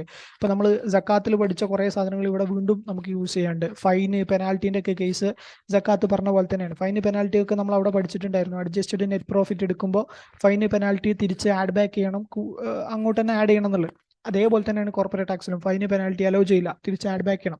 അപ്പൊ അങ്ങനെ കുറച്ച് അഡ്ജസ്റ്റ്മെന്റ്സ് നമ്മൾ ചെയ്തതിന് ശേഷം നമുക്കൊരു net profit, adjusted net profit കിട്ടും അല്ലെ? ഈ അഡ്ജസ്റ്റഡ് നെറ്റ് പ്രോഫിറ്റിൽ നിന്ന് നമ്മൾ വേറെ എന്തെങ്കിലും ഇൻകങ്ങൾ ഉണ്ട് എന്നുണ്ടെങ്കിൽ, ഈ അഡ്ജസ്റ്റഡ് നെറ്റ് പ്രോഫിറ്റ് എന്ന് പറഞ്ഞു കഴിഞ്ഞാൽ നമ്മൾ ബാലൻസ് ഷീറ്റിൽ നിന്ന് അല്ലെങ്കിൽ പി ആൻഡിൽ നിന്ന് കിട്ടുന്ന ഇൻകാണ്. ഈ ഇൻകത്തിന്റെ പുറമെ നമുക്ക് വേറെ എന്തെങ്കിലും ഇൻകങ്ങൾ ഉണ്ടെന്നുണ്ടെങ്കിൽ ആ ഇൻകങ്ങളും കൂട്ടിയതിന് ശേഷം ടാക്സ് അടക്കേണ്ട ഇൻകം വരും. അതിനെ നമ്മൾ വിളിക്കുന്ന പേരാണ് ടാക്സബിൾ ഇൻകം. ഓക്കെ, അതാണ് ടാക്സബിൾ ഇൻകം. അപ്പോൾ വേറെ എന്തെങ്കിലും ഇൻകം എന്ന് പറഞ്ഞാൽ ഏതൊക്കെ ടൈപ്പ് ഇൻകം വരിക? അപ്പോൾ പൊതുവേ നമ്മളെ സംബന്ധിച്ചിടത്തോളം ഒരു ബിസിനസ്സിൽ അല്ലെങ്കിൽ ഒരാൾക്ക് ഏതൊക്കെ ടൈപ്പ് ഇൻകം വരിക? ഒന്ന് സാലറിയാണ് അല്ലേ? ഒന്ന് സാലറിയാണ്. നമ്മളിതിനെ ഹെഡ്സ് ഓഫ് ഇൻകം എന്നാ പറയാം. ഇൻകം ടാക്സിൽ റൂളിലൊക്കെ പഠിക്കുന്നതാണ് ഹെഡ്സ് ഓഫ് ഇൻകം, ഒരു വ്യക്തിക്ക് വരുന്ന പ്രധാനപ്പെട്ട ഇൻകങ്ങൾ. ഒന്ന് സാലറി, 2 റെന്റ് റിലേറ്റഡ് ഇൻകം, അല്ലെങ്കിൽ റെന്റ് അല്ലെങ്കിൽ ലീസിന് കൊടുക്കുന്ന ഇൻകം. 3 PGBP എന്നാണ് നാട്ടിൽ പറയുക. നമ്മൾ അതിനെ പ്രോഫിറ്റ് ഗെയിൻ ഓഫ് ബിസിനസ് എന്ന് പറയും. ഇപ്പൊ നമുക്ക് ബിസിനസ്സോ അല്ലെങ്കിൽ പ്രൊഫഷനോ, അതായത് ഇപ്പൊ നമുക്ക് ഈ കിട്ടുന്ന പോലെ പ്രോഫിറ്റ് അല്ലെങ്കിൽ ബിസിനസ് എന്നുള്ള ഇൻകം, ബിസിനസ് ഇൻകം നമുക്ക് വിളിക്കാം. ബിസിനസ് ഇൻകം അല്ലെങ്കിൽ പ്രൊഫഷൻ ഇൻകം. നമ്മളിപ്പോൾ ബിസിനസ് അല്ല ചെയ്യുന്നത്, പകരം പ്രൊഫഷനാണ്. ഇപ്പോൾ ഡോക്ടറോ ടീച്ചറോ എഞ്ചിനീയറോ ഒക്കെ ആണ്, അത് നമ്മുടെ പ്രൊഫഷൻ റിലേറ്റഡ് ഇൻകം. ഇനി ഇതൊന്നും അല്ലാത്ത വേറൊരു കാറ്റഗറി കൂടി ഉണ്ട്, അതർ ഇൻകം. അതർ ഇൻകം എന്ന് പറഞ്ഞു കഴിഞ്ഞാൽ ഇപ്പോൾ ഡിവിഡൻഡ് കിട്ടുക എന്ന് പറഞ്ഞാൽ, നമുക്കൊരു കമ്പനിയിൽ ഷെയർ ഉണ്ട്, ആ കമ്പനീൻ്റെ ഷെയറിന് ഒരു ഇൻകം കിട്ടുന്നത് എന്താണ്? ഡിവിഡൻഡ് ഇൻകം ആണ്. അല്ലെങ്കിൽ നമുക്ക് ബാങ്കിൽ FD ഉണ്ട്, FDന്റെ ഇൻട്രസ്റ്റ് കിട്ടുന്നത് എന്താണ്? അതർ ഇൻകം ആണ്. അപ്പോൾ പ്രധാനമായിട്ടും ഈ ഒരു ടൈപ്പ് ഓഫ് കാറ്റഗറി. പിന്നെ ഒരു കാറ്റഗറി കൂടി ഉണ്ട്, capital gain income. Okay, capital gain income. ഇതാണ് 5 ഹെഡ്സ് ഓഫ് ഇൻകം. ലോകത്തെ എല്ലാ മനുഷ്യന്മാർക്കും വരുമാനം കിട്ടുന്നത് ഈ 5 മേഖലകളിലൂടെ ആയിരിക്കും എല്ലാവർക്കും ഇൻകം വരിക. ഈ 5 ഹെഡിന്റെ ഇടയിൽ ഏതെങ്കിലും ഒരു ഇൻകം ആയിരിക്കും എല്ലാവർക്കും വരിക. ഒന്നെങ്കിൽ സാലറി ആയിരിക്കും, അല്ലെങ്കിൽ അവർക്ക് സാലറി ഉണ്ടാവില്ല, അവർക്ക് ഏതെങ്കിലും ഒരു പ്രോപ്പർട്ടി ഉണ്ടാവും, ആ പ്രോപ്പർട്ടിന്റെ റെന്റോ ലീസോ കിട്ടുന്നുണ്ടാവും, അല്ലെങ്കിൽ അവർക്ക് ഒരു ബിസിനസ് ഉണ്ടാവും, ആ ബിസിനസ് എന്നുള്ള പ്രോഫിറ്റ് കിട്ടുന്നുണ്ടാവും, അല്ലെങ്കിൽ അവർക്കൊരു പ്രൊഫഷൻ ആയിരിക്കും, ആ പ്രൊഫഷനിൽ നിന്നുള്ള പ്രോഫിറ്റ് കിട്ടുന്നുണ്ടാവും, അല്ലെങ്കിൽ അതർ ഇൻകം ആയിരിക്കും. അതർ ഇൻകത്തിനകത്ത് ഒരുപാട് കാറ്റഗറി ഉണ്ട്, നമ്പർ ഓഫ് കാറ്റഗറി ഉണ്ട്. ഡിവിഡൻഡ്, റെന്റ് അല്ല, ഡിവിഡൻഡ്, ഇൻട്രസ്റ്റ്, അങ്ങനെ കുറേ കാറ്റഗറീസിൽ വിടുന്നതുണ്ട്. പിന്നെ ഒന്നാണ് capital gain income. Capital gain എന്ന് പറഞ്ഞു കഴിഞ്ഞാൽ ഇപ്പൊ നമ്മൾ ഷെയറിന്റെ കേസിലൊക്കെയാണ് ക്യാപിറ്റൽ ഗെയിൻ ഇൻകം എന്ന് പറയാം. ഷെയർ മാർക്കറ്റിലൊക്കെ നമ്മൾ പൊതുവെ ക്യാപിറ്റൽ ഗെയിൻ എന്ന് പറയാം. ഷെയർ മാർക്കറ്റിൽ മാത്രമല്ല, ലാൻഡിന്റെ കേസിലൊക്കെ ക്യാപിറ്റൽ ഗെയിൻ യൂസ് ചെയ്യും. ക്യാപിറ്റൽ ഗെയിൻ എന്ന് പറഞ്ഞു കഴിഞ്ഞാൽ ഇപ്പൊ നമ്മളൊരു ക്യാപിറ്റൽ അസറ്റ് പർച്ചേസ് ചെയ്തിട്ടിട്ട് അത് വിൽക്കുന്ന സമയത്ത് നമുക്ക് കിട്ടുന്ന ലാഭമാണ് ക്യാപിറ്റൽ ഗെയിൻ എന്നുള്ളതുകൊണ്ട് ഉദ്ദേശിക്കുന്നത്. ക്യാപിറ്റൽ അസറ്റുകൾ ഏതൊക്കെയാണെന്ന് അറിയണം. ഇപ്പോൾ പൊതുവേ ക്യാപിറ്റൽ അസറ്റ് ആയിട്ട് നമ്മൾ കാണുക, നമ്മൾ ഷെയറുകൾ ക്യാപിറ്റൽ അസറ്റ് ആണ്, നമ്മളെ ലാൻഡ് ക്യാപിറ്റൽ അസറ്റ് ആണ്. അതായത് നമ്മൾ ബാലൻസ് ഷീറ്റിലേക്ക് അസറ്റ് ആയിട്ട് കാറ്റഗറൈസ് ചെയ്യുന്ന ഐറ്റങ്ങളൊക്കെയാണ് പൊതുവേ നമ്മൾ ക്യാപിറ്റൽ അസറ്റ് എന്ന് പറയാം. അപ്പോൾ അത് ഓരോ രാജ്യത്തും ചില ഐറ്റംസ് ക്യാപിറ്റൽ അസറ്റ് ആവില്ല, ചില രാജ്യത്ത് ചില ഐറ്റംസ് ക്യാപിറ്റൽ അസറ്റിന്റെ അണ്ടറിൽ പെടുത്തും. അപ്പൊ അങ്ങനെയൊക്കെ ഉണ്ട്. ഓക്കെ, അത് നമുക്കിനി പറയാം. അപ്പോൾ ഈ ഒരു 5 ടൈപ്പ് ഇൻകത്തിലൂടെയാണ് എന്ത് വരിക, എല്ലാ ആൾക്കാർക്കും വരുമാനം വരിക. അപ്പൊ ഈ 5 ഇൻകത്തു നിന്നും കിട്ടിയ വരുമാനങ്ങളൊക്കെ നമ്മൾ എന്ത് ചെയ്യും, ഇവിടെ കൊണ്ടുവന്നിടും. ഇത് നമ്മുടെ ബിസിനസ്സിൽ നിന്ന് കിട്ടുന്ന ഇൻകമാണ്. ഡയറക്റ്റ് നമ്മൾ നെറ്റ് പ്രോഫിറ്റ് കിട്ടി. പിന്നെ വേറെ ഏതെങ്കിലും ഇൻകം നമുക്ക് ഉണ്ടെന്നുണ്ടെങ്കിൽ, ഇപ്പോൾ ഒരാൾക്ക് എന്തുണ്ട്, അയാൾക്ക് ബിസിനസ് നിന്ന് ഒരു ഇൻകം ഉണ്ട്, ബിസിനസ് നിന്ന് ഒരു ടൈപ്പ് ഓഫ് ഇൻകം ഉണ്ട്, അയാളുടെ ഒരു പ്രൊപ്പറേറ്റർഷിപ്പ് ആണ്. അപ്പൊ നമ്മൾ എന്ത് ചെയ്യും, അയാളുടെ പ്രൊപ്പറേറ്റർഷിപ്പ് ബിസിനസിന്റെ ബാലൻസ് ഷീറ്റ് എടുക്കും. ബാലൻസ് ഷീറ്റ് നമ്മൾ ഈ പറഞ്ഞ പോലെ പ്രോഫിറ്റ് ആൻഡ് ലോസ് ഒക്കെ കൊണ്ടുവന്ന് അയാളുടെ അഡ്ജസ്റ്റഡ് നെറ്റ് പ്രോഫിറ്റ് കണ്ടുപിടിക്കും. അതിനുശേഷം നമ്മൾ അതോടുകൂടി നേരെ ടാക്സ് എടുക്കാനാണോ? അല്ല, അയാൾക്ക് വേറെ ഏതെങ്കിലും ഇൻകം ഉണ്ടോ നോക്കും. അയാൾക്ക് ഒരു ഡിവിഡൻഡ് ഇൻകം ഉണ്ട്, ഏതോ ഒരു കമ്പനിയിൽ നിന്ന് ഡിവിഡൻഡ് കിട്ടുന്നുണ്ട്. അപ്പൊ ആ ഡിവിഡൻഡ് ഇൻകം ഇവിടെ എന്ത് ചെയ്യും, ആഡ് ചെയ്യും. ഡിവിഡൻഡ് ഇൻകം കൂടി ആഡ് ചെയ്തിട്ട് ടോട്ടൽ അയാളുടെ ഇൻകം കാണും. ആ ഇൻകം ആണ് നമ്മൾ എന്ത് വിളിക്കുക, ടാക്സബിൾ ഇൻകം എന്ന് വിളിക്കുക. അതായത് നിങ്ങൾ ടാക്സ് അടക്കാൻ അപ്ലിക്കബിൾ ആവുന്ന ഇൻകം. അപ്പോൾ ടാക്സബിൾ ഇൻകം കണ്ടുപിടിച്ചാലേ നമുക്ക് എന്ത് ചെയ്യാൻ പറ്റുള്ളൂ, കോർപ്പറേറ്റ് ടാക്സ് കാണാൻ പറ്റുള്ളൂ. അപ്പോൾ ടാക്സബിൾ ഇൻകത്തിൽ ഞാൻ പറഞ്ഞു, ടാക്സബിൾ ഇൻകം എന്ന് പറഞ്ഞു കഴിഞ്ഞാൽ gross income including all revenue, profit and gain. അതാണ് ഞാൻ പറഞ്ഞത്. ഈ 5 ഹെഡിൽ എവിടേക്കെങ്കിലും വരുന്ന ഇൻകങ്ങളൊക്കെ നമ്മൾ എന്ത് ചെയ്യും, ടാക്സബിൾ ഇൻകം കാൽക്കുലേറ്റ് ചെയ്യാൻ വേണ്ടിയിട്ട് കയറ്റും. Okay, irrespective of their type and form resulting from carrying activity including capital gains and incidental revenues, deducting exempt income. ഇങ്ങനെ കിട്ടിയ ഇൻകത്തിൽ നിന്ന് ഏതെങ്കിലുമൊക്കെ എക്സംപ്റ്റഡ് ഇൻകം ഉണ്ടെന്നുണ്ടെങ്കിൽ, അതായത് ചില ഇൻകം ഒന്നും എന്ത് ചെയ്യണ്ട, കോർപ്പറേറ്റ് ടാക്സ് കൊടുക്കണ്ട. അപ്പൊ കൊടുക്കണ്ടാത്ത ഇൻകങ്ങളൊക്കെ നമ്മൾ അതിന് പൊതുവെ വിളിക്കുന്ന പേരാണ് എക്സംപ്റ്റ് ഇൻകം. എക്സംപ്റ്റ് എന്ന് പറഞ്ഞു കഴിഞ്ഞാൽ ഒഴിവാക്കിയ ഇൻകങ്ങൾ. ഈ ഒഴിവാക്കിയ ഇൻകങ്ങളും നമ്മൾ മൈനസ് ചെയ്തതിന് ശേഷം കിട്ടുന്നതാണ് എന്ത്, ടാക്സബിൾ ഇൻകം. ടാക്സബിൾ ഇൻകത്തിലാണ് നമ്മൾ എന്ത് കൊടുക്കുക, കോർപ്പറേറ്റ് ടാക്സ് കൊടുക്കുക. അപ്പൊ നിങ്ങൾ കൺഫ്യൂഷൻ വരും. നേരത്തെ ഇപ്പൊ അല്ല പറഞ്ഞത് അഡ്ജസ്റ്റഡ് നെറ്റ് പ്രോഫിറ്റുമേലാണ് 20% കൊടുക്കുക. ശരിയാണ്, അഡ്ജസ്റ്റഡ് നെറ്റ് പ്രോഫിറ്റുമേൽ തന്നെയാണ് 20% കൊടുക്കുക. കാരണം എന്താ, ഒരു കമ്പനിയെ സംബന്ധിച്ചിടത്തോളം വേറെ ഒരു ഇൻകങ്ങളും ഇല്ല എന്നുണ്ടെങ്കിൽ, നമ്മൾ ഈ പറഞ്ഞ വേറെ ഒരു ടൈപ്പ് ഓഫ് ഇൻകം ഇല്ല എന്നുണ്ടെങ്കിൽ, സാലറി മാറ്റി നിർത്ത്, സാലറി നമ്മൾ ഇവിടെ ഡിസ്കസ് ചെയ്യുന്നില്ല, സാലറിക്ക് നമുക്ക് വേറെ കുറച്ച് കാര്യങ്ങൾ ഡിസ്കസ് ചെയ്യാണ്ട് സാലറി ഒഴിവാക്കാം.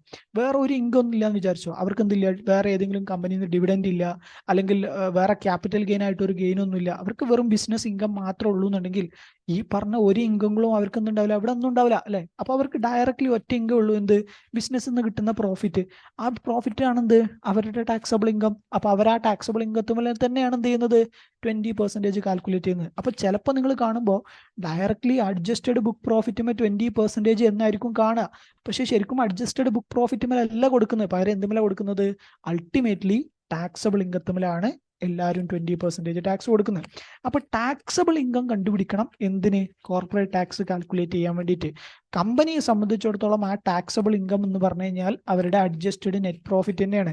ആ നെറ്റ് പ്രോഫിറ്റുമ്പോൾ ഡയറക്റ്റ്ലി എന്ത് ചെയ്യാണ്, 20% കൊടുക്കുകയാണ്. അതല്ലാത്ത ചില കമ്പനികളൊക്കെ ഉണ്ടാവും, അത് നമുക്ക് ഡിസ്കസ് ചെയ്യാം. ക്യാപിറ്റൽ ഗെയിൻ വന്നു കഴിഞ്ഞാൽ എന്താ ചെയ്യേണ്ടത് എന്നുള്ളത് നമുക്ക് ഡിസ്കസ് ചെയ്യാം. ഓക്കെ, അപ്പൊ അതിൽ ഒരു ടൈപ്പ് ഓഫ് ഗെയിൻ ആണ് നമ്മൾ ഈ പ്രോഫിറ്റ് അല്ലെങ്കിൽ അഡ്ജസ്റ്റഡ് നെറ്റ് പ്രോഫിറ്റ് അല്ലാത്ത ഒരു ടൈപ്പ് ഓഫ് ഇൻകം അല്ലെങ്കിൽ ഒരു ടൈപ്പ് ഓഫ് ഗെയിൻ ആണ് അസറ്റ് വിറ്റ് കിട്ടിയാലുള്ള ഗെയിൻ. നമുക്ക് അതൊന്നും ആദ്യം ഡിസ്കസ് ചെയ്യാം. Okay, gain or losses resulting from the disposal of asset. Disposal of asset എന്ന് പറഞ്ഞാൽ ഒരു അസറ്റ് വിൽക്കുകയാണെന്നുണ്ടെങ്കിൽ അതുമ്പോൾ നമുക്ക് കിട്ടുന്ന ഗെയിൻ അല്ലെങ്കിൽ ലോസ്.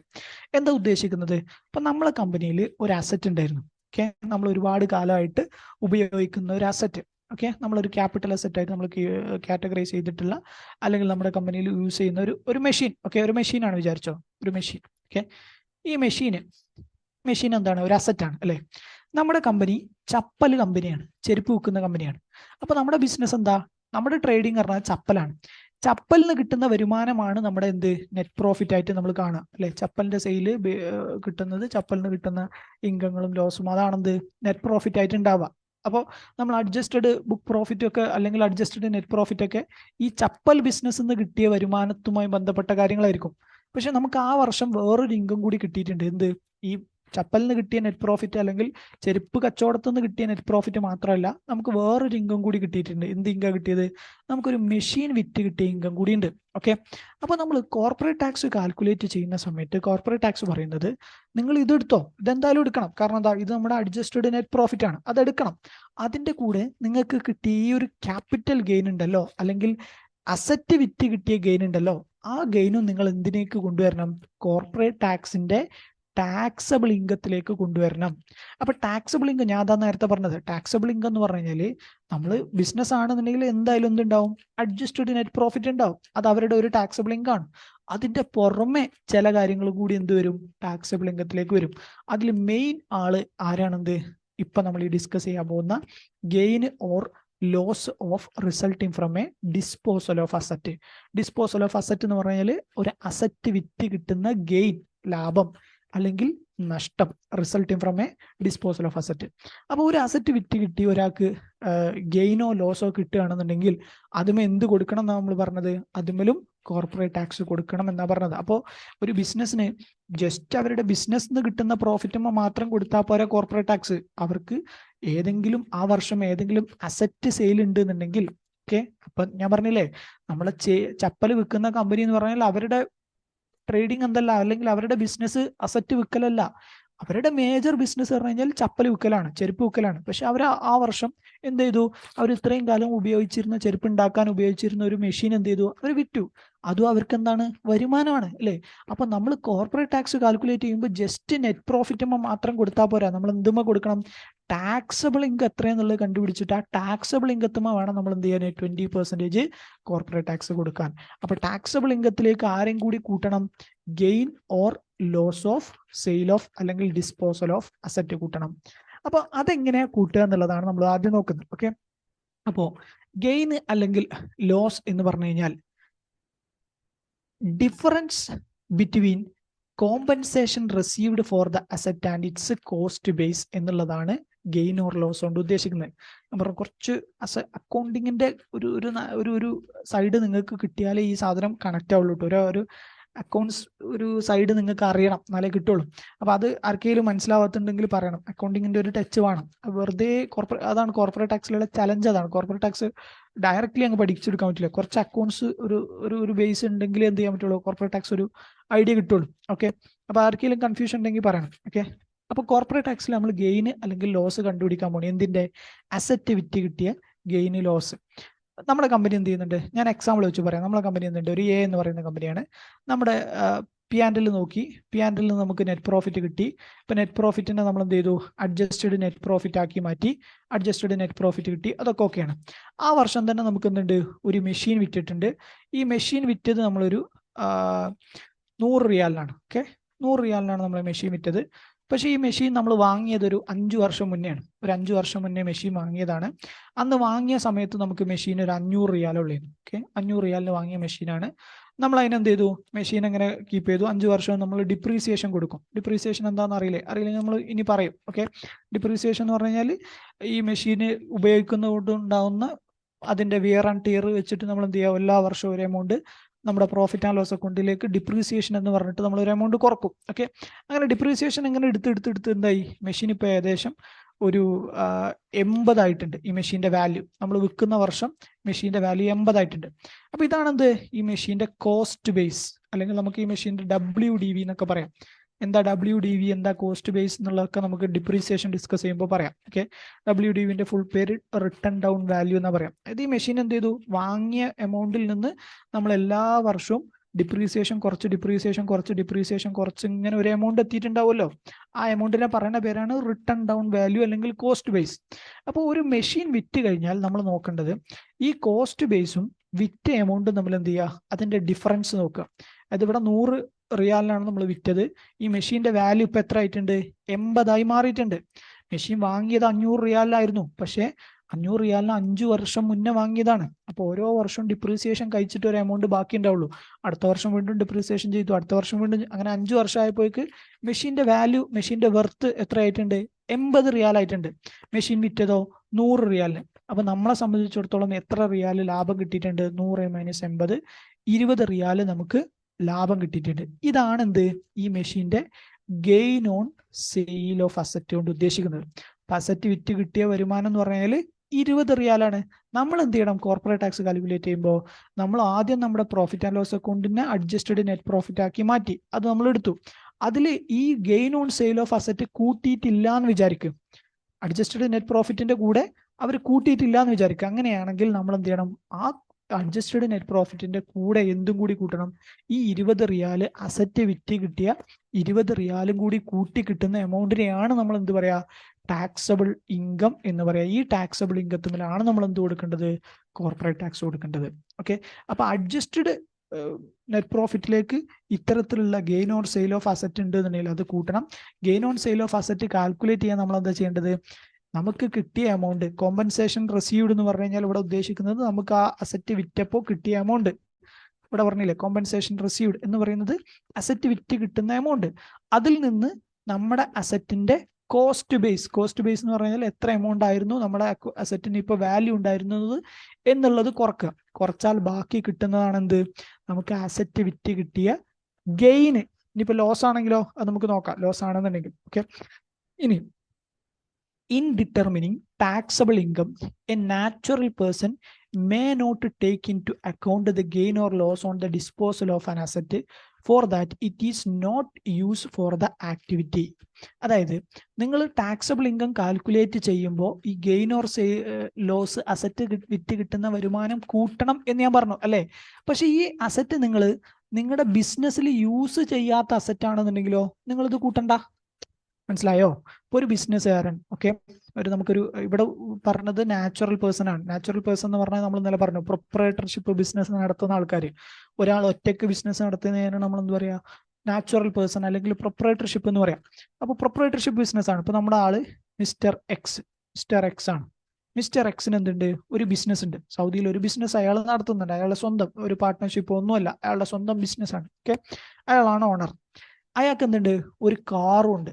ഓക്കെ, പക്ഷെ ഈ കാർ എന്തല്ല, ബിസിനസ്സിൽ ഉൾപ്പെട്ടിട്ടുള്ള കാറല്ല. അതായത് ബിസിനസ് കാറായിട്ട് അല്ലെങ്കിൽ ബിസിനസിന്റെ ആവശ്യത്തിന് അയാൾ വാങ്ങിയതല്ല, അയാളുടെ പേഴ്സണൽ പേരിൽ കിടക്കുന്ന കാറാണ്. ഓക്കെ, അങ്ങനെയാണെന്നുണ്ടെങ്കിൽ അയാൾ കോർപ്പറേറ്റ് ടാക്സ് കൊടുക്കുമ്പോൾ ഈ ബിസിനസ്സിൽ നിന്ന് കിട്ടിയ നെറ്റ് പ്രോഫിറ്റും അയാൾ എന്ത് ചെയ്യണം? കോർപ്പറേറ്റ് ടാക്സ് കൊടുക്കണം.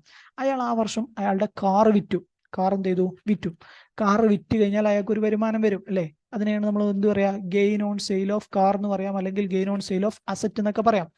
ഈ എമൗണ്ട് നമ്മൾ എന്ത് ചെയ്യേണ്ടതാ? ഇതിന്റെ കൂടെ കൂട്ടണ്ട. എന്തുകൊണ്ട് കൂട്ടണ്ട? ഈ കാർ അയാള് ബിസിനസ്സിൽ ഉപയോഗിച്ചിട്ടില്ല. എന്നാൽ അതേ സ്ഥാനത്ത് മിസ്റ്റർ വൈ ഉണ്ട്. ഓക്കെ, മിസ്റ്റർ വൈക്കും ഇതേപോലെ ഒരു ബിസിനസ് ഉണ്ട്. സൗദിയിൽ ഒരു ബിസിനസ് ഉണ്ട് അയാൾക്ക് ഒരു കാർ ഉണ്ട്. പക്ഷെ ഈ കാർ ഇയാൾ വാങ്ങിയിട്ടുള്ളത് ഈ ബിസിനസിന്റെ പേരിലാണ്.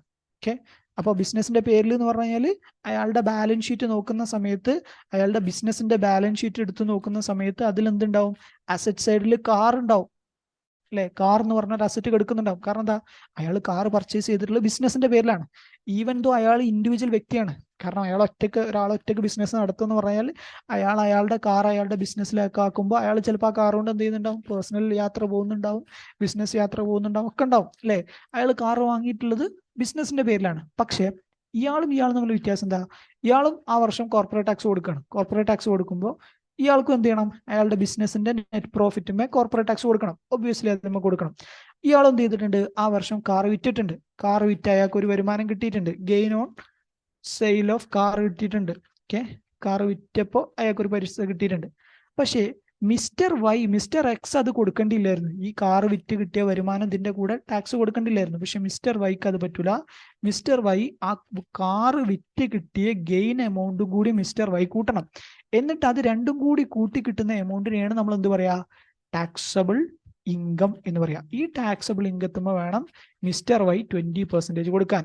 എന്നാൽ മിസ്റ്റർ എക്സിന്റെ ടാക്സബിൾ ഇൻകം ഏത് മാത്രമേ ഉള്ളൂ, ഈ നെറ്റ് പ്രോഫിറ്റ്, ബിസിനസ് നിന്ന് കിട്ടിയ നെറ്റ് പ്രോഫിറ്റ് മാത്രമേ മിസ്റ്റർ എക്സിന്റെ ടാക്സബിൾ ഇൻകം ഉള്ളൂ. എന്തുകൊണ്ട് രണ്ടാളുടെ ടാക്സബിൾ ഇൻകം മാറി? രണ്ടുപേരും ഒരേപോലെ പരിപാടി ചെയ്യുന്നതാണ്. പക്ഷെ രണ്ടുപേർക്കും കാറുണ്ട്, രണ്ടുപേരും ഈ വർഷം കാർ വിറ്റിട്ടുണ്ട്. പക്ഷേ മിസ്റ്റർ എക്സ് കാറ് ബിസിനസ്സിൽ ഉൾപ്പെട്ടിട്ടുള്ളതല്ല, മിസ്റ്റർ വൈ കാറ് ബിസിനസ്സിൽ ഉൾപ്പെടുത്തിയിട്ടുണ്ട്. അതുകൊണ്ട് അയാൾ എന്ത് ചെയ്യണം, ടാക്സബിൾ ഇൻകത്തിന്റെ കൂടെ ഈ എമൗണ്ട് കൂട്ടണം. അപ്പൊ അതിൽ നിങ്ങൾ മനസ്സിലാക്കേണ്ടത്, എല്ലാ ഗെയിനും അല്ലെങ്കിൽ എല്ലാ അസറ്റ് വിറ്റ് കിട്ടിയാലും എമൗണ്ട് എന്ത് ചെയ്യണ്ട, കോർപ്പറേറ്റ് ടാക്സ് കൊടുക്കണ്ട. ഏത് അസറ്റിന്റെ ഗെയിന് മാത്രം കൊടുത്താൽ മതി, ബിസിനസ് റിലേറ്റഡ് അസറ്റിന്റെ കോർപ്പറേറ്റ് ടാക്സിന് മാത്രം. അപ്പൊ അതിൽ വേറെ കാര്യം കൂടി ഉണ്ട്. ഇപ്പൊ നിങ്ങൾക്കൊരു പേഴ്സണലി നിങ്ങൾക്കൊരു ലാൻഡ് ഉണ്ട്. ഓക്കെ, ഇപ്പോൾ നാട്ടിലത്തെ സിറ്റുവേഷനും അവിടുത്തെ സിറ്റുവേഷനും നമുക്ക് നോക്കാം. നാട്ടിൽ നമുക്കൊരു ലാൻഡ് ഉണ്ടെന്ന് വിചാരിച്ചോ. ഒരു ലാൻഡ് ഉണ്ടെന്നുണ്ടെങ്കിൽ നിങ്ങൾ ഒരു ലാൻഡ് വിറ്റ് കഴിഞ്ഞാൽ, ഒരു ഭൂമി നിങ്ങൾ വിറ്റ് കഴിഞ്ഞാൽ നിങ്ങൾ എന്ത് ചെയ്യണം, നിങ്ങളുടെ ഇൻകം ടാക്സ് കൊടുക്കണം. ഓക്കെ, ആ ഭൂമി വിറ്റ് കിട്ടുന്ന എമൗണ്ടും നിങ്ങൾ ഇൻകം ടാക്സ് കൊടുക്കണം. അതിന് കുറേ പരിപാടികളൊക്കെ ഉണ്ട്. ആ വിറ്റ് കിട്ടിയ എമൗണ്ട് നമ്മൾ കുറച്ച് എമൗണ്ട്, വിറ്റ് കിട്ടിയ എമൗണ്ട് നമ്മൾ വാങ്ങിയ എമൗണ്ട് കുറക്കാം. അങ്ങനെ കുറേ പരിപാടികളൊക്കെ ചെയ്യും. ഇൻഡെക്സേഷൻ ബെനിഫിറ്റ്, അങ്ങനെ കുറേ ഉണ്ട് ഇന്ത്യൻ ഇൻകം ടാക്സ് ലോ പ്രകാരം. ഇതിനെയാണ് നമ്മൾ എന്താ പറയാ, ക്യാപിറ്റൽ ഗെയിൻ എന്ന് പറയാം. ഓക്കെ, അപ്പോൾ നിങ്ങൾ ഏതെങ്കിലും ഒരു ഇയറിൽ നിങ്ങൾ ലാൻഡ് സെയിൽ ചെയ്തിട്ടുണ്ടെങ്കിൽ നിങ്ങളെ പേരിൽ എന്ത് ചെയ്യും, ആ ലാൻഡ് സെയിൽ ചെയ്ത എമൗണ്ട് നിങ്ങൾ ഇൻകം ടാക്സ് കൊടുക്കേണ്ടി വരും.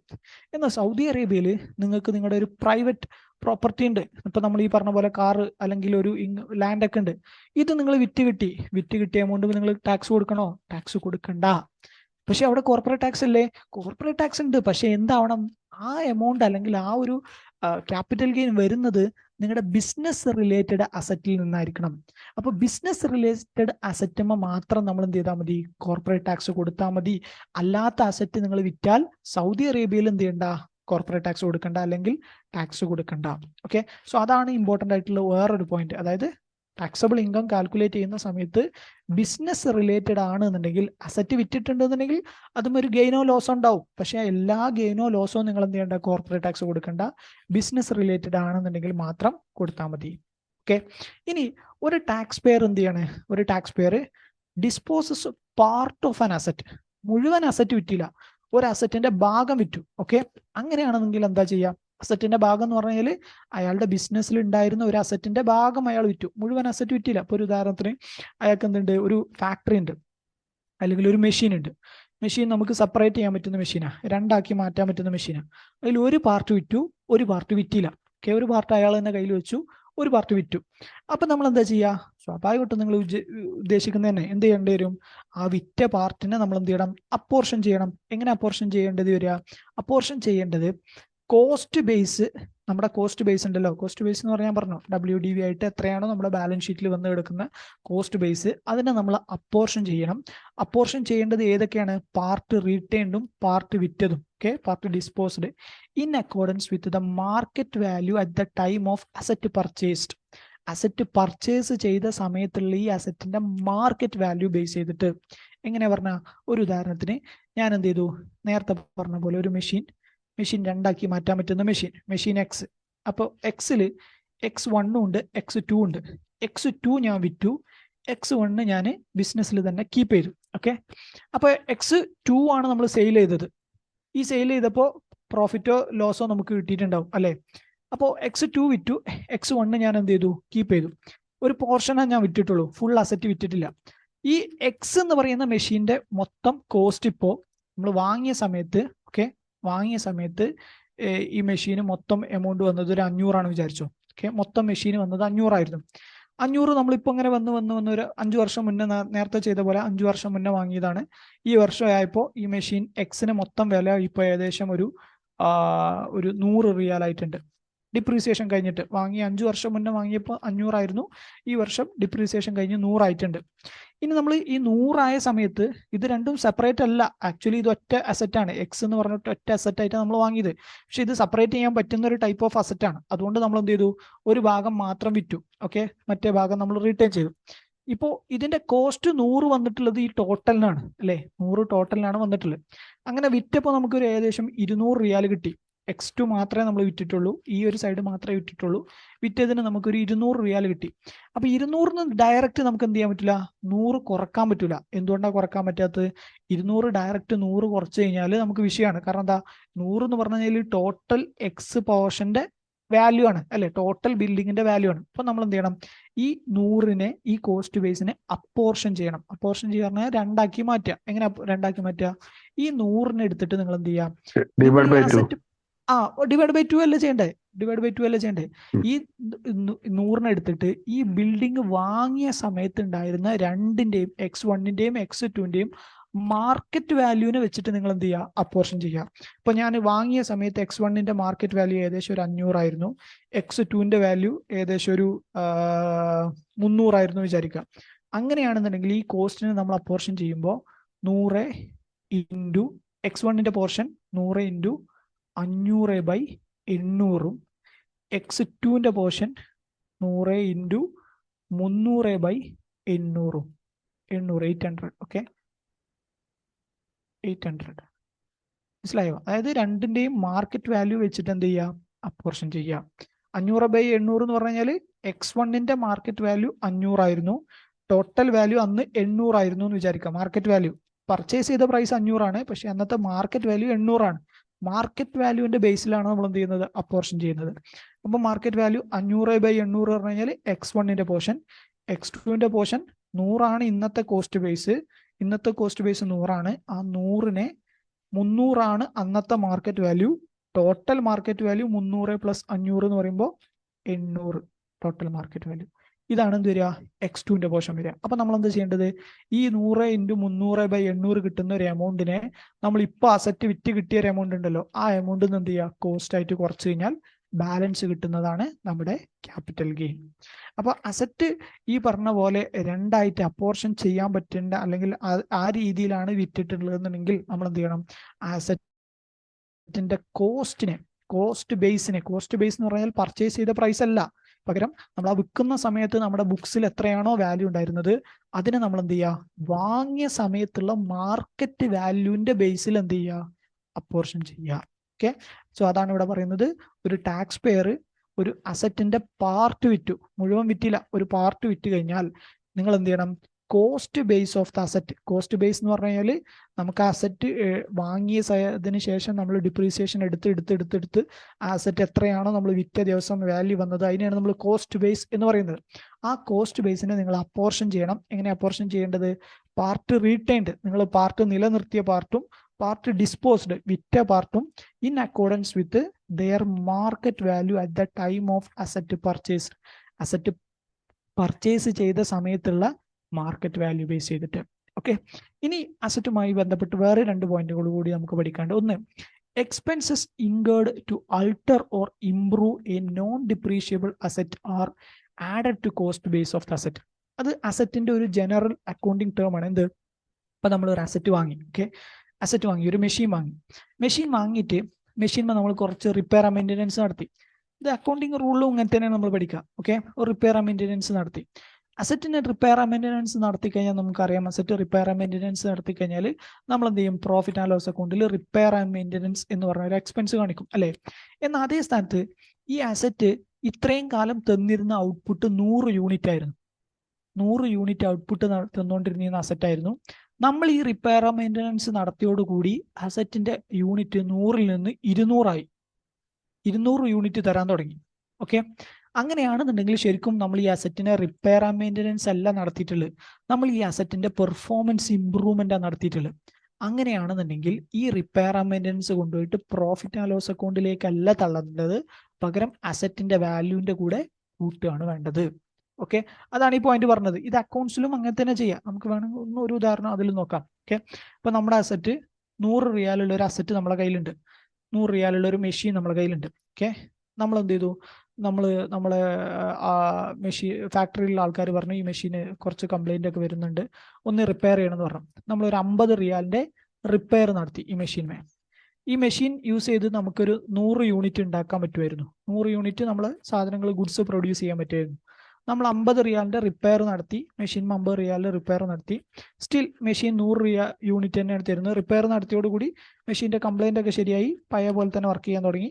മെഷീൻ റിപ്പയറിന് മുന്നേ 100 യൂണിറ്റ് ആയിരുന്നു, റിപ്പയർ കഴിഞ്ഞാൽ 100 യൂണിറ്റ് ആയിരുന്നു എന്നുണ്ടെങ്കിൽ ഈ 50 റിയാൽ നമ്മൾ എന്ത് ചെയ്യും? പ്രോഫിറ്റ് ആൻഡ് ലോസ് അക്കൗണ്ടിനകത്ത് എക്സ്പെൻസിന്റെ അണ്ടറിൽ റിപ്പയർ ആൻഡ് മെയിൻ്റെനൻസ് എന്ന് പറഞ്ഞിട്ട് എന്ത് ചെയ്യും? ഒരു 50 റിയാൽ കാണിക്കും. സിമ്പിൾ. എന്നാൽ അതേ സ്ഥാനത്ത് നമ്മുടെ കയ്യിൽ 100 റിയാലിന്റെ നമ്മളിപ്പോൾ പറഞ്ഞ പോലെ തന്നെ ഒരു അസറ്റ് ഉണ്ട്. ഓക്കെ, ആ അസറ്റ് 100 റിയാലിന്റെ അസറ്റ് ഉണ്ട്. 100 റിയാലിന്റെ അസറ്റ് ഉണ്ട്. ഇതേപോലെ മെഷീൻ എന്ത് ചെയ്തു? പ്രശ്നം വന്നു. നമ്മളൊരു 50 റിയാലിന്റെ റിപ്പയർ മെയിൻ്റെനൻസ് നടത്തി. ഓക്കെ, റിപ്പയർ നടത്തുന്നതിന് മുന്നേ നമ്മുടെ അസറ്റ് 100 യൂണിറ്റ് ആയിരുന്നു പ്രൊഡ്യൂസ് ചെയ്തിരുന്നത്. ഈ റിപ്പയർ കഴിഞ്ഞതോടുകൂടി നമ്മുടെ അസറ്റ് 150 യൂണിറ്റ് തരാൻ തുടങ്ങി. അസറ്റിന്റെ വാല്യൂ ഒന്ന് എന്ത് ചെയ്തു? ഒരു പൊടിക്ക് യൂണിറ്റിന്റെ വാല്യൂ ഒരു പൊടിക്ക് കൂടി. അങ്ങനെയാണെന്നുണ്ടെങ്കിൽ ഈ 50 റിയാൽ കൊണ്ടുപോയിട്ട് നമുക്ക് എന്ത് ചെയ്യാൻ പറ്റില്ല? പ്രോഫിറ്റ് ആൻഡ് ലോസ് അക്കൗണ്ടിലെ എക്സ്പെൻസിന്റെ കൂടെ റിപ്പയർ ആൻഡ് മെയിൻ്റെനൻസ് എന്ന് പറഞ്ഞ് കാണിക്കാൻ പറ്റൂല. പകരം നമ്മൾ എന്ത് ചെയ്യണം? ഈ 50 റിയാൽ ഈ 100 റിയാലിന്റെ കൂടെ കൂട്ടണം. അപ്പൊ നമ്മുടെ അസറ്റിന്റെ വാല്യൂ എത്രയായി മാറും? 150 റിയാലായി മാറും. അതായത് അസറ്റിന്റെ കൂടെയാണ് നമ്മൾ എന്ത് ചെയ്യേണ്ടത്? ഈ റിപ്പയർ അക്വസിഷൻ അല്ല, എങ്ങനെ അക്വസിഷൻ വരുമെന്നോ? അതിന്റെ കൂടെ തന്നെ ആഡ് ചെയ്താൽ മതി. ആ കോസ്റ്റിന്റെ കൂടെ തന്നെ ആഡ് ചെയ്താൽ മതി. ബാലൻസ് എത്ര എമൗണ്ട് ഉള്ള വെച്ചെങ്കിൽ അതിന്റെ കൂടെ കൂട്ടാം. അതായത് ആ അസറ്റിന്റെ ഔട്ട്പുട്ട് കൂട്ടുകയാണെന്നുണ്ടെങ്കിൽ ആ വരുന്ന എമൗണ്ടുകളൊക്കെ, അതായത് നമ്മൾ ഇങ്ങനെ പറയാം, അൾട്ടർ ചെയ്യാനോ ഇംപ്രൂവ് ചെയ്യാനോ സാധിക്കുന്നുണ്ട് എന്നുണ്ടെങ്കിൽ നമ്മൾ എന്ത് ചെയ്യുക? അസറ്റിന്റെ കോസ്റ്റ് ബേസിന്റെ കൂടെ ആ എമൗണ്ട് കൂടി കൂട്ടി കൊടുക്കുക. ഓക്കെ, ഇത് അക്കൗണ്ടിങ് റിലേറ്റഡും അക്കൗണ്ട്സിന്റെ റൂളിലും നമ്മൾ ഇങ്ങനെ തന്നെ ചെയ്യുക. കോർപ്പറേറ്റ് ടാക്സിലും ഇങ്ങനെ തന്നെ ചെയ്യുക. കോർപ്പറേറ്റ് ടാക്സിലും നമ്മുടെ കയ്യിൽ നമ്മൾ യൂസ് ചെയ്യുന്ന ഒരു കോർപ്പറേറ്റ് അസറ്റ് ഉണ്ട് എന്നുണ്ടെങ്കിൽ ആ അസറ്റിന്റെ വാല്യൂല് നമ്മൾ ഇതേപോലെ തന്നെയാണ് ചെയ്യുക. ഓക്കെ, ഈ അടുത്തൊരു പോയിന്റ് കൂടി പറയുകയാണെന്നുണ്ടെങ്കിൽ, ഇപ്പൊ നമ്മളൊരു അസറ്റ് നമ്മൾ ഒരുപാട് കാലമായിട്ട് നമ്മൾ കമ്പനിയിൽ യൂസ് ചെയ്യുന്ന ഒരു അസറ്റാണ്. ഓക്കെ, ടാക്സ് പെയർ യൂസ് ചെയ്യുന്ന ഒരു അസറ്റാണ്. അതെന്ത് ചെയ്തു? ഒരു പേഴ്സണൽ യൂസിന് വേണ്ടിയിട്ട് കൺവേർട്ട് ചെയ്തു. ഇപ്പൊ നമ്മളൊരു AC ഉണ്ടായിരുന്നു, നമ്മൾ ഓഫീസിൽ ഒരുപാട് കാലമായിട്ട് നമ്മൾ യൂസ് ചെയ്യുന്നൊരു AC. ഈ AC നമ്മൾ എന്ത് ചെയ്തു? നമ്മുടെ ഓണർ കൊണ്ടുപോയി. ഓക്കെ, അപ്പൊ ഇത്രയും കാലം ബിസിനസ് അസറ്റ് ആയിരുന്ന സാധനം ഇനി മുതൽ പേഴ്സണൽ അസറ്റായി മാറുകയാണ്. അസറ്റിന്റെ പർപ്പസ് ആണ് മാറ്റുകയാണ്. അങ്ങനെയാണെന്നുണ്ടെങ്കിൽ അത് മാറ്റുന്ന ആ മൊമെന്റ്, അല്ലെങ്കിൽ അത് സീസ് ചെയ്യുന്ന മൊമെന്റ് നമ്മൾ എന്ത് ചെയ്യണം? നമ്മൾ ബിസിനസ് എന്ന് ഒഴിവാക്കുന്ന ആ മൊമെന്റ്, അത് നമ്മൾ deemed to have been disposed of asset at its market value കാണിക്കണം. അതായത് ഞാൻ ഈ അസറ്റ് ഇത്രയും കാലം ബിസിനസ്സിൽ യൂസ് ചെയ്യായിരുന്നു. അപ്പൊ എനിക്ക് എന്ത് ചെയ്യുന്നു? ബിസിനസ്സിന്റെ ബാലൻസ് ഷീറ്റിനകത്ത് AC എന്ന് പറഞ്ഞ് കാണിച്ചിട്ടുണ്ടാവും. പക്ഷേ നമ്മുടെ ഓണർ ഈ AC അയാളുടെ പേഴ്സണൽ ആവശ്യത്തിന് എടുത്തു കൊണ്ടുപോയ മൊമെന്റ് തൊട്ട് ഇതെന്തല്ല? ബിസിനസ് അസറ്റ് അല്ല. ആ സമയത്ത് വെറുതെ അങ്ങോട്ട് കൊടുക്കാൻ പറ്റില്ല. അപ്പോൾ ഓണർ എടുത്തുകൊണ്ടായത് ഫ്രീ ആയിട്ട് എടുത്തുകൊണ്ടായത്. പക്ഷെ നമുക്ക് എന്ത് ചെയ്യാൻ പറ്റില്ല? ഫ്രീ ആയിട്ട് നമ്മളെ ബിസിനസ് അസറ്റ് ആയിട്ട് കാണിക്കാൻ പറ്റില്ല. കോർപ്പറേറ്റ് ടാക്സിൽ കാണിക്കാൻ പറ്റില്ല. കോർപ്പറേറ്റ് ടാക്സിൽ നമ്മൾ എന്ത് ചെയ്യണം? ഈ അസറ്റ് ഓണർ എടുത്തു കൊണ്ടുപോയ മൊമെന്റിൽ ഈ അസറ്റിന്റെ മാർക്കറ്റ് വാല്യൂ എത്രയും നോക്കാം. ഓക്കെ, ആ മാർക്കറ്റ് വാല്യൂല് നമ്മൾ ഈ ഓണർക്ക് അസറ്റ് വിറ്റ പോലെ കാണിക്കണം, അസറ്റിന്റെ സെയിൽ നടന്ന പോലെ കാണിക്കണം. ഒരു ഉദാഹരണത്തിന് നമുക്കൊരു ഉദാഹരണം നോക്കാം. ഒരു ഉദാഹരണത്തിന് നമുക്കൊരു AC ഉണ്ടായിരുന്നു. ഓക്കെ, നമ്മളെ ബിസിനസ്സിൽ ഒരു AC ഉണ്ടായിരുന്നു. AC നമ്മൾ ഇത്രയും കാലം നമ്മളെ ബിസിനസ് അസറ്റ് ആയിട്ട് കാണിച്ചിങ്ങനെ പോകുന്നതാണ്. നമ്മൾ ബാലൻസ് ഷീറ്റിൽ അസറ്റ് സൈഡിൽ AC എന്ന് പറഞ്ഞിട്ട് നമ്മൾ കാണിക്കുന്നതാണ്. ആ AC നമ്മൾ നേരത്തെ പറഞ്ഞ പോലെ നമ്മുടെ ഓണർ എടുത്തുകൊണ്ടാണ് തീരുമാനിച്ചു. ഓക്കെ, ACന്റെ നമ്മുടെ ബാലൻസ് ഷീറ്റിൽ ഇന്നത്തെ വാല്യൂ ACക്ക് ഏകദേശം 200 റിയാൽ ഉണ്ട്. 200 റിയാൽ പർച്ചേസ് വാല്യൂ അല്ല, പർച്ചേസ് ചെയ്ത് നമ്മൾ കുറച്ച് കാലമായിട്ട് ഉപയോഗിക്കുന്ന AC ആണ്. അപ്പൊ പർച്ചേസ് ചെയ്തതിന് ശേഷം നമ്മൾ നമ്മുടെ കമ്പനി കൊടുന്നു വെച്ചപ്പോൾ നമ്മൾ എന്ത് ചെയ്തിട്ടുണ്ടാവും? ബാലൻസ് ഷീറ്റിൽ കാണിച്ചിട്ടുണ്ടാവും, അല്ലെങ്കിൽ നമ്മൾ അസറ്റ് ആയിട്ട് കാണിച്ചിട്ടുണ്ടാവും, ബുക്സിൽ കാണിച്ചിട്ടുണ്ടാവും.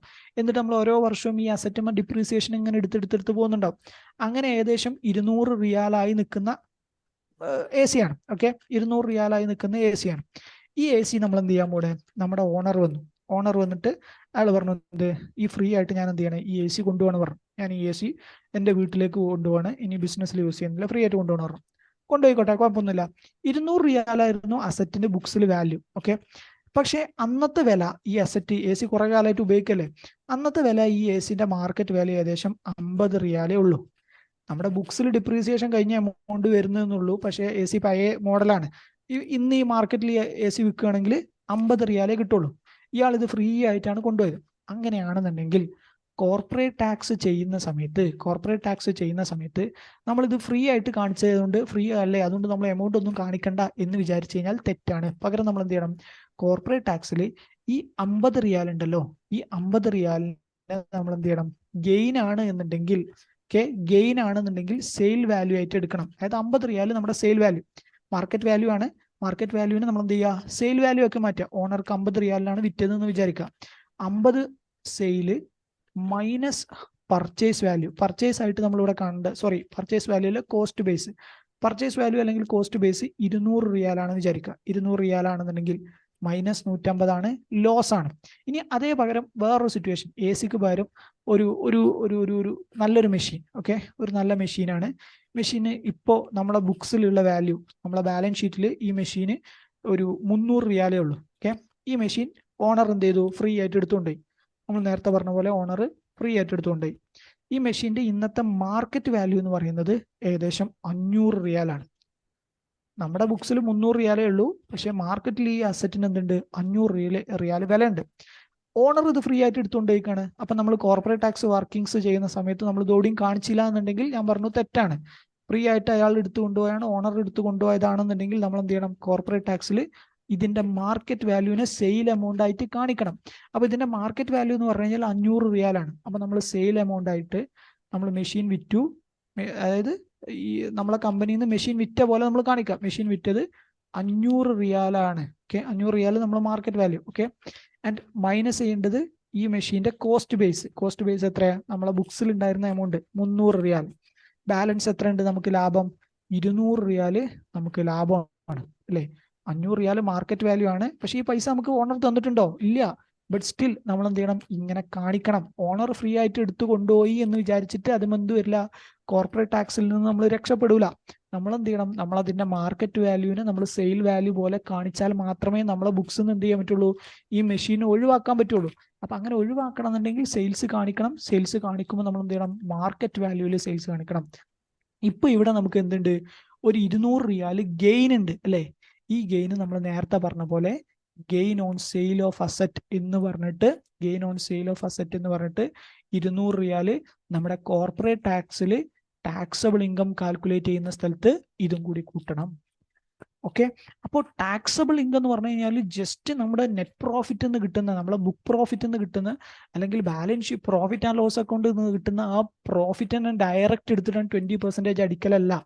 അതായത് കുറെ ആൾക്കാർ ഇന്നലെ ക്ലാസ് കഴിഞ്ഞതിന് ശേഷം ചോദിച്ചു, ജസ്റ്റ് കോർപ്പറേറ്റ് ടാക്സ് എന്ന് പറഞ്ഞാൽ ഈസി അല്ല, എങ്ങനെയാണെങ്കിൽ നെറ്റ് പ്രോഫിറ്റ് എടുത്ത് ടൈം 20% അടിച്ചാൽ പോരെ. അല്ല, നെറ്റ് പ്രോഫിറ്റ് എടുത്ത് ആദ്യമേ കുറേ വർക്കിങ്സ് ചെയ്താലേ നമുക്ക് എന്ത് കിട്ടുള്ളൂ, അഡ്ജസ്റ്റഡ് നെറ്റ് പ്രോഫിറ്റ് കിട്ടുള്ളൂ. അഡ്ജസ്റ്റഡ് നെറ്റ് പ്രോഫിറ്റും കഴിഞ്ഞാൽ നമുക്ക് നേരെ ആദ്യമേ 20% കൊടുത്താൽ കോർപ്പറേറ്റ് ടാക്സ് ആവില്ല. അഡ്ജസ്റ്റഡ് നെറ്റ് പ്രോഫിറ്റിലേക്ക് ഏതെങ്കിലും ഇൻകം, നമ്മൾ നേരത്തെ പറഞ്ഞ ഏതെങ്കിലും ഇൻകം മിസ്സായിട്ടുണ്ടെന്നുണ്ടെങ്കിൽ ആ ഇൻകങ്ങളൊക്കെ കൂട്ടിയതിന് ശേഷം നമുക്ക് കിട്ടുന്നതാണ് എന്ത്, ടാക്സബിൾ ഇൻകം. ഈ ടാക്സബിൾ ഇൻകത്തുമ്പോ വേണം നമ്മൾ എന്ത് കൊടുക്കാൻ, 20% കോർപ്പറേറ്റ് ടാക്സ് കൊടുക്കാൻ. ആ ടാക്സബിൾ ഇൻകത്തിൽ ഒരു ഇമ്പോർട്ടൻ്റ് ആളാണ് ആര്, നമ്മളിപ്പോൾ പഠിച്ച gain on sale of fixed asset, അല്ലെങ്കിൽ അസറ്റ് വിറ്റ് കിട്ടിയാൽ നമുക്ക് കിട്ടുന്ന ഗെയിൻ അല്ലെങ്കിൽ ലോസ്. ഓക്കെ, സോ അതൊന്ന് മനസ്സിൽ വെക്കുക. ഇനി നമുക്ക് നമ്മൾ ടാക്സബിൾ ഇൻകത്തിൽ വരുന്ന ഐറ്റംസ് നമ്മൾ ഒരു സൈഡ് മാത്രമേ പറഞ്ഞിട്ടുള്ളൂ. ഇനി നമുക്ക് എക്സ്പെൻസ് സൈഡ് കൂടി നമുക്ക് ഡിസ്കസ് ചെയ്യാം. അപ്പോൾ ഈ എക്സ്പെൻസ് സൈഡ് എന്ന് പറഞ്ഞാൽ നമ്മൾ ഡിസ്കസ് ചെയ്യാൻ പോകുന്നത് ഇപ്പോൾ നമ്മൾ പഠിച്ചത് അഡ്ജസ്റ്റഡ് നെറ്റ് പ്രോഫിറ്റ് റിലേറ്റഡ് കാര്യങ്ങളൊന്നുമല്ല. അപ്പം നിങ്ങൾ ആകെ മൊത്തം കൺഫ്യൂഷൻ ആയിട്ടുണ്ടെന്ന് ഞാൻ ഒന്നും കൂടി ക്രോഡീകരിച്ച് പറഞ്ഞുതരാം. അതായത് ഇപ്പം നമ്മൾ എന്താ പഠിച്ചത്, ഇപ്പം നമ്മൾ just profit and loss account ഇപ്പം നമ്മൾ ഇത്രേ പഠിച്ചിട്ടുള്ളൂ. ഓക്കെ, ഇന്നത്തോടു കൂടി ആ ഒരു കൺഫ്യൂഷൻ ഉണ്ടാവരുത്. ഇപ്പം നമ്മൾ ഇത്രേ പഠിച്ചിട്ടുള്ളൂ. ഒരു ബാലൻസ് ഷീറ്റ് കിട്ടിക്കഴിഞ്ഞാൽ, ഒരു പ്രോഫിറ്റ് ആൻഡ് ലോസ് അക്കൗണ്ട് കിട്ടിക്കഴിഞ്ഞാൽ അതിന് കോർപ്പറേറ്റ് ടാക്സ് കൊടുക്കണമെന്നുണ്ടെങ്കിൽ ആ പ്രോഫിറ്റ് ആൻഡ് ലോസ് അക്കൗണ്ടിൽ നിന്ന് പ്രോഫിറ്റ് അല്ലെങ്കിൽ നെറ്റ് പ്രോഫിറ്റ് സൈഡ് ആദ്യം എടുക്കണം. ഓക്കെ, എന്നിട്ട് ആ നെറ്റ് പ്രോഫിറ്റുമ്പോൾ കുറച്ച് സാധനങ്ങൾ കൂട്ടണം, കുറച്ച് സാധനങ്ങൾ കുറക്കണം. ഇതിനാണ് നമ്മൾ അഡ്ജസ്റ്റ്മെന്റ്സ് എന്ന് പറയാം. ഈ അഡ്ജസ്റ്റ്മെന്റ്സ് കഴിഞ്ഞ് കഴിഞ്ഞാൽ നമുക്ക് എന്ത് കിട്ടും, അഡ്ജസ്റ്റഡ് നെറ്റ് പ്രോഫിറ്റ് കിട്ടും. ഓക്കെ, അതുവരെ ഓക്കെ. രണ്ട്, വേറെ ഏതെങ്കിലും നമ്മൾ നേരത്തെ പറഞ്ഞ ഹെഡിൽ ഏതെങ്കിലും പെടുന്ന ഇൻകങ്ങൾ ഉണ്ട് എന്നുണ്ടെങ്കിൽ, ക്യാപിറ്റൽ ഗെയിനോ ഡിവിഡൻഡോ നമ്മൾ ഈ പ്രോഫിറ്റിന്റെ ഭാഗമായി കൂട്ടാത്ത ടൈപ്പ്, അതായത് ഈ നെറ്റ് പ്രോഫിറ്റിൽ വരാതെ ഏതെങ്കിലും ഇൻകം കിടക്കുന്നുണ്ട് എന്നുണ്ടെങ്കിൽ ആ ഇൻകങ്ങളൊക്കെ നമ്മൾ എന്ത് ചെയ്യണം, കൂട്ടണം. അത് കൂട്ടിയാൽ നമുക്ക് കിട്ടുന്ന ഇൻകം ആണെന്ത്, ടാക്സബിൾ ഇൻകം. ഈ ടാക്സബിൾ ഇൻകത്തിന്റെ ഇൻറ്റു 20% ആണ് കോർപ്പറേറ്റ് ടാക്സ് കൊടുക്കേണ്ടത്. അതിൽ തന്നെ നമ്മൾ ഇപ്പോൾ പഠിച്ച എന്താ, ഈ കൂട്ടുന്ന ഇൻകത്തിൽപ്പെട്ട ഒരു ഇൻകാണെന്ത്, gain on sale of asset. അത് നമുക്ക് നമ്മുടെ പ്രോഫിറ്റ് ആൻഡ് ലോസ് അക്കൗണ്ടിൽ നമ്മൾ കാണിച്ചിട്ടില്ല എന്നുണ്ടെങ്കിൽ നമ്മൾ എന്ത് ചെയ്യണം, സെപ്പറേറ്റ് കാണിച്ചിട്ട് അതിൻ്റെ പേരിൽ കോർപ്പറേറ്റ് ടാക്സ് കൊടുക്കണം എന്നാണ് നമ്മൾ പഠിച്ചത്. ഓക്കെ, സോ അത്ര വരെ നമ്മൾ പഠിച്ചിട്ടുള്ളൂ. ഇനി നമ്മൾ ചെയ്യാൻ പോകുന്നത് എന്താ വെച്ച് കഴിഞ്ഞാൽ, ഒരു നെറ്റ് പ്രോഫിറ്റ് കിട്ടിക്കഴിഞ്ഞാൽ ബാക്കിയുള്ളത് അവിടെ നിർത്തിയിട്ട് നമ്മൾ പുറകിലോട്ട് തന്നെ ഒന്നും കൂടി പോവാണ്. ഒരു നെറ്റ് പ്രോഫിറ്റ് കിട്ടി, അല്ലെങ്കിൽ ഒരു പ്രോഫിറ്റ് ആൻഡ് ലോസ് അക്കൗണ്ട് കിട്ടിക്കഴിഞ്ഞാൽ ആ പ്രോഫിറ്റ് ആൻഡ് ലോസ് അക്കൗണ്ടിൽ നിന്ന് നെറ്റ് പ്രോഫിറ്റിൽ നിന്ന് എങ്ങനെയാണ് അഡ്ജസ്റ്റഡ് നെറ്റ് പ്രോഫിറ്റിലേക്ക് എത്തുക. അതായത് ഈ ഞാൻ പറഞ്ഞു, നെറ്റ് പ്രോഫിറ്റ് കിട്ടണം എന്നുണ്ടെങ്കിൽ കുറേ ഇൻകങ്ങൾ കൂട്ടണം, കുറേ എക്സ്പെൻസ് കുറക്കണം. ആ എക്സ്പെൻസിൽ ചില എക്സ്പെൻസുകളൊന്നും കോർപ്പറേറ്റ് ടാക്സ് അലോ ചെയ്യുന്നില്ല. കോർപ്പറേറ്റ് ടാക്സിൽ ഡിഡക്റ്റ് ചെയ്യാൻ പറ്റാത്ത എക്സ്പെൻസുകളാണ്. അപ്പോൾ ഏതൊക്കെയാണ് ഈ ഡിഡക്റ്റബിൾ അല്ലാത്ത എക്സ്പെൻസ്, ഏതൊക്കെയാണ് ഡിഡക്റ്റ് ചെയ്യാൻ പറ്റുന്ന എക്സ്പെൻസ്, ഏതൊക്കെ ഇൻകങ്ങൾ ആഡ് ചെയ്യാം, ഏതൊക്കെ ഇൻകങ്ങൾ ഒഴിവാക്കാം എന്നുള്ളതാണ് നമ്മൾ ഇനി പഠിക്കാൻ പോകുന്നത്. അതായത് one of the core area, നമ്മൾ കോർപ്പറേറ്റ് ടാക്സ് വർക്കിങ്സ് ചെയ്യുന്ന സമയത്ത് ഏറ്റവും കോർ ഏരിയ. കാരണം ഈ ഒരു സൈഡ് ഉണ്ടല്ലോ, അപ്പോൾ നമ്മൾ ഈ പറഞ്ഞില്ലേ ടാക്സബിൾ ഇൻകത്തിൽ അഡ്ജസ്റ്റഡ് നെറ്റ് പ്രോഫിറ്റ് കഴിഞ്ഞിട്ട് ബാലൻസ് പോർഷൻ ആയിട്ട് വരുന്ന ഈ സൈഡ്, ഇത് നമുക്ക് ചില കമ്പനികൾക്ക് കുറച്ചേ ഉണ്ടാവുള്ളൂ അല്ലേ. എല്ലാ കമ്പനികൾക്കും ഈ പറഞ്ഞ പോലെ gain on sale of asset ഒന്നും ഉണ്ടാവില്ല. എല്ലാ കമ്പനിയും എല്ലാ വർഷവും ചിലപ്പോൾ അസറ്റ് വിൽക്കണമെന്നൊന്നുമില്ല. അത് ചിലപ്പോൾ ഏതെങ്കിലും ഒരു വർഷം എപ്പോഴെങ്കിലൊക്കെ ഒരു കമ്പനിക്കൊക്കെ ഉണ്ടാവുള്ളൂ. അല്ലെങ്കിൽ ഡിവിഡൻഡ് കിട്ടുന്നതൊക്കെ എപ്പോഴെങ്കിലൊക്കെ ഒരു കമ്പനിക്ക് എപ്പോഴെങ്കിലും ഉണ്ടാവുള്ളൂ. പക്ഷേ ഈ ഒരു സൈഡ് എല്ലാ കമ്പനിക്കും എല്ലാ വർഷവും ഉണ്ടാവും. ഇപ്പോൾ ഒന്നും ഇല്ലാത്ത കമ്പനി ആണെന്നുണ്ടെങ്കിലും അവർക്കൊരു പ്രോഫിറ്റ് ആൻഡ് ലോസ് അക്കൗണ്ട് ഉണ്ടാവും, അവർക്കൊരു നെറ്റ് പ്രോഫിറ്റ് ഉണ്ടാവും. ആ നെറ്റ് പ്രോഫിറ്റിന് അഡ്ജസ്റ്റഡ് നെറ്റ് പ്രോഫിറ്റ് ആക്കേണ്ടി വരും. അതുമ്മ വേണം നമ്മൾ എന്ത് ചെയ്യാൻ, കോർപ്പറേറ്റ് ടാക്സ് കൊടുക്കാൻ. അപ്പോൾ ഈ ഒരു സൈഡ്, ഈ നമ്മൾ ഇനി പറയാൻ പോകുന്ന സൈഡാണ് കോർപ്പറേറ്റ് ടാക്സിന്റെ ഏറ്റവും ക്രൂഷ്യൽ പോയിന്റ്. ഓക്കെ, അപ്പോൾ ആ ക്രൂഷ്യൽ പോയിന്റിലേക്ക് എത്തണം എന്നുണ്ടെങ്കിൽ നിങ്ങൾക്കൊരു നല്ലൊരു ലെവലിൽ ഒരു ചെറിയൊരു ടൈപ്പ് ഓഫ്, ഞാൻ അഡ്വാൻസ്ഡ് ആയിട്ട് അറിയണമെന്ന് ഞാൻ പറയില്ല, ഒരു മീഡിയം ലെവലിൽ അക്കൗണ്ടിങ്ങിൽ ഒരു ചെറിയ ടച്ച് വേണം. ഇന്ന് തന്നെ നിങ്ങൾക്ക് എടുത്തപ്പോൾ കുറേ കാര്യങ്ങൾ നിങ്ങൾക്ക് മനസ്സിലായിട്ടുണ്ടാകും. കുറേ അക്കൗണ്ട്സ് ടച്ച് ചെയ്തിട്ടാണ് ഈ കോർപ്പറേറ്റ് ടാക്സ് എടുക്കുന്നത്. സക്കാത്ത് പോലെ നമുക്ക് അക്കൗണ്ട്സ് അവിടെ എടുക്കട്ടെ എന്ന് സ്റ്റിൽ നമ്മൾ സക്കാത്ത് വർക്കിങ്സ് ചെയ്ത സമയത്തും കുറേ അക്കൗണ്ടിങ് സാധനങ്ങൾ നമ്മൾ യൂസ് ചെയ്തിട്ടുണ്ട്. കോർപ്പറേറ്റ് ടാക്സ് പഠിക്കുന്ന സമയത്ത് കുറേ സാധനങ്ങൾ അക്കൗണ്ട്സത്തെ സാധനങ്ങളൊക്കെ കയറി വരിക. അക്കൗണ്ടിങ് റൂളിൽ എന്തൊക്കെയാണ് ഡിപ്രീസിയേഷൻ എന്ന് പറഞ്ഞു കഴിഞ്ഞാൽ, ഇപ്പം ഇനി നമ്മൾ നാളെ പഠിക്കുമ്പോൾ നമ്മൾ പഠിക്കും നെറ്റ് പ്രോഫിറ്റിൽ ഡിപ്രീസിയേഷൻ ഏതൊക്കെ എടുക്കാം, ഡിപ്രീസിയേഷൻ എടുക്കേണ്ട റേറ്റ് എത്രയൊക്കെയാണ്, അതിനൊക്കെ ഒരു റൂൾ ഉണ്ട്. ഇപ്പോൾ ഞാൻ ഒരു ഉദാഹരണത്തിന് കാണിച്ചു തരാം. അതുണ്ടോ, ഡിപ്രീസിയേഷൻ്റെ റൂളുകളാണ്. നിങ്ങൾ ഓരോ അസറ്റിനും എത്ര ശതമാനം വരെ ഡിപ്രീസിയേഷൻ എടുക്കാം, കോർപ്പറേറ്റ് ടാക്സ് റൂൾ പ്രകാരം എത്ര ശതമാനം വരെ ഡിപ്രീസിയേഷൻ എടുക്കാം എന്നുള്ളത് നമുക്ക് പഠിക്കാനുള്ളതാണ്. അപ്പോൾ ഇതൊക്കെ പഠിക്കുമ്പോൾ നമുക്ക് ഡിപ്രീസിയേഷൻ എന്താണെന്ന് അറിയണം അല്ലേ. ഡിപ്രീസിയേഷൻ അക്കൗണ്ട്സിലാണ് നമ്മൾ പഠിക്കേണ്ടത്, കോർപ്പറേറ്റ് ടാക്സിലല്ല. അപ്പോൾ ഡിപ്രീസിയേഷൻ എന്താണെന്ന് അറിയണം, അല്ലെങ്കിൽ ആ ഒരു സൈഡ് നിങ്ങൾക്ക് ഒരു ചെറിയ ഐഡിയ ഉണ്ട് എന്നുണ്ടെങ്കിൽ ഇത് കുറച്ചും കൂടി ഈസി ആയിട്ട് നിങ്ങൾക്ക് കിട്ടും. അപ്പോൾ ആ സൈഡ് തീരെ ഐഡിയ ഇല്ലാത്തവർ, ഞാൻ എപ്പോഴും പറയുന്നതാണ്, ആ സൈഡ് തീരെ ഐഡിയ ഇല്ലാത്ത ഒരാൾ നിങ്ങൾ എന്ത് ചെയ്യണം, നിങ്ങൾ ഒന്നെങ്കിൽ എന്നോട് പേഴ്സണലി ചോദിക്കണം, എനിക്കത് അറിയാത്താണ്, ആ സൈഡ് അറിയാത്താണെന്ന് നിങ്ങൾ പറഞ്ഞാലേ എനിക്കൊന്ന് പുഷ് ചെയ്യാൻ പറ്റുള്ളൂ. ഇപ്പോൾ നമ്മളെ ക്ലാസ്സിൽ നമ്മളെ കൂടെ ഉണ്ടായിരുന്ന ഒരാളുണ്ട്, സജിമോൻ എന്ന് പറഞ്ഞിട്ട്, നിങ്ങൾക്ക് അറിയില്ല. അപ്പോൾ പുള്ളിക്കാരൻ കുറഞ്ഞ 2 ദിവസം മുന്നേ പുള്ളിക്കാരൻ വന്നിട്ട് പറഞ്ഞു, സാർ എനിക്ക് അക്കൗണ്ട്സ് സൈഡ് കുറച്ച് വീക്കാണ്, അപ്പോൾ എനിക്ക് ആദ്യം അക്കൗണ്ട്സിന്റെ ക്ലാസ് കിട്ടിയാലേ എനിക്ക് ഹെൽപ്ഫുൾ ആവുള്ളൂ, എനിക്ക് കോർപ്പറേറ്റ് ടാക്സ് ഓക്കെ എനിക്ക് സക്കാത്ത് മനസ്സിലാവുന്നുണ്ട്, പക്ഷേ കുറേ നിങ്ങൾ അക്കൗണ്ട്സിന്റെ സൈഡ് പറയുമ്പോൾ എനിക്കത് കീപ്പ് ചെയ്യാൻ പറ്റില്ല പറഞ്ഞു. പുള്ളിക്കാരൻ അക്കൗണ്ട്സിന്റെ ക്ലാസ്സിലേക്ക് മാറിയിട്ട് അക്കൗണ്ട്സ് പഠിച്ചിട്ട് എന്ത് ചെയ്യാം, തിരിച്ചിങ്ങോട്ട് വരാമെന്ന് വിചാരിച്ചു.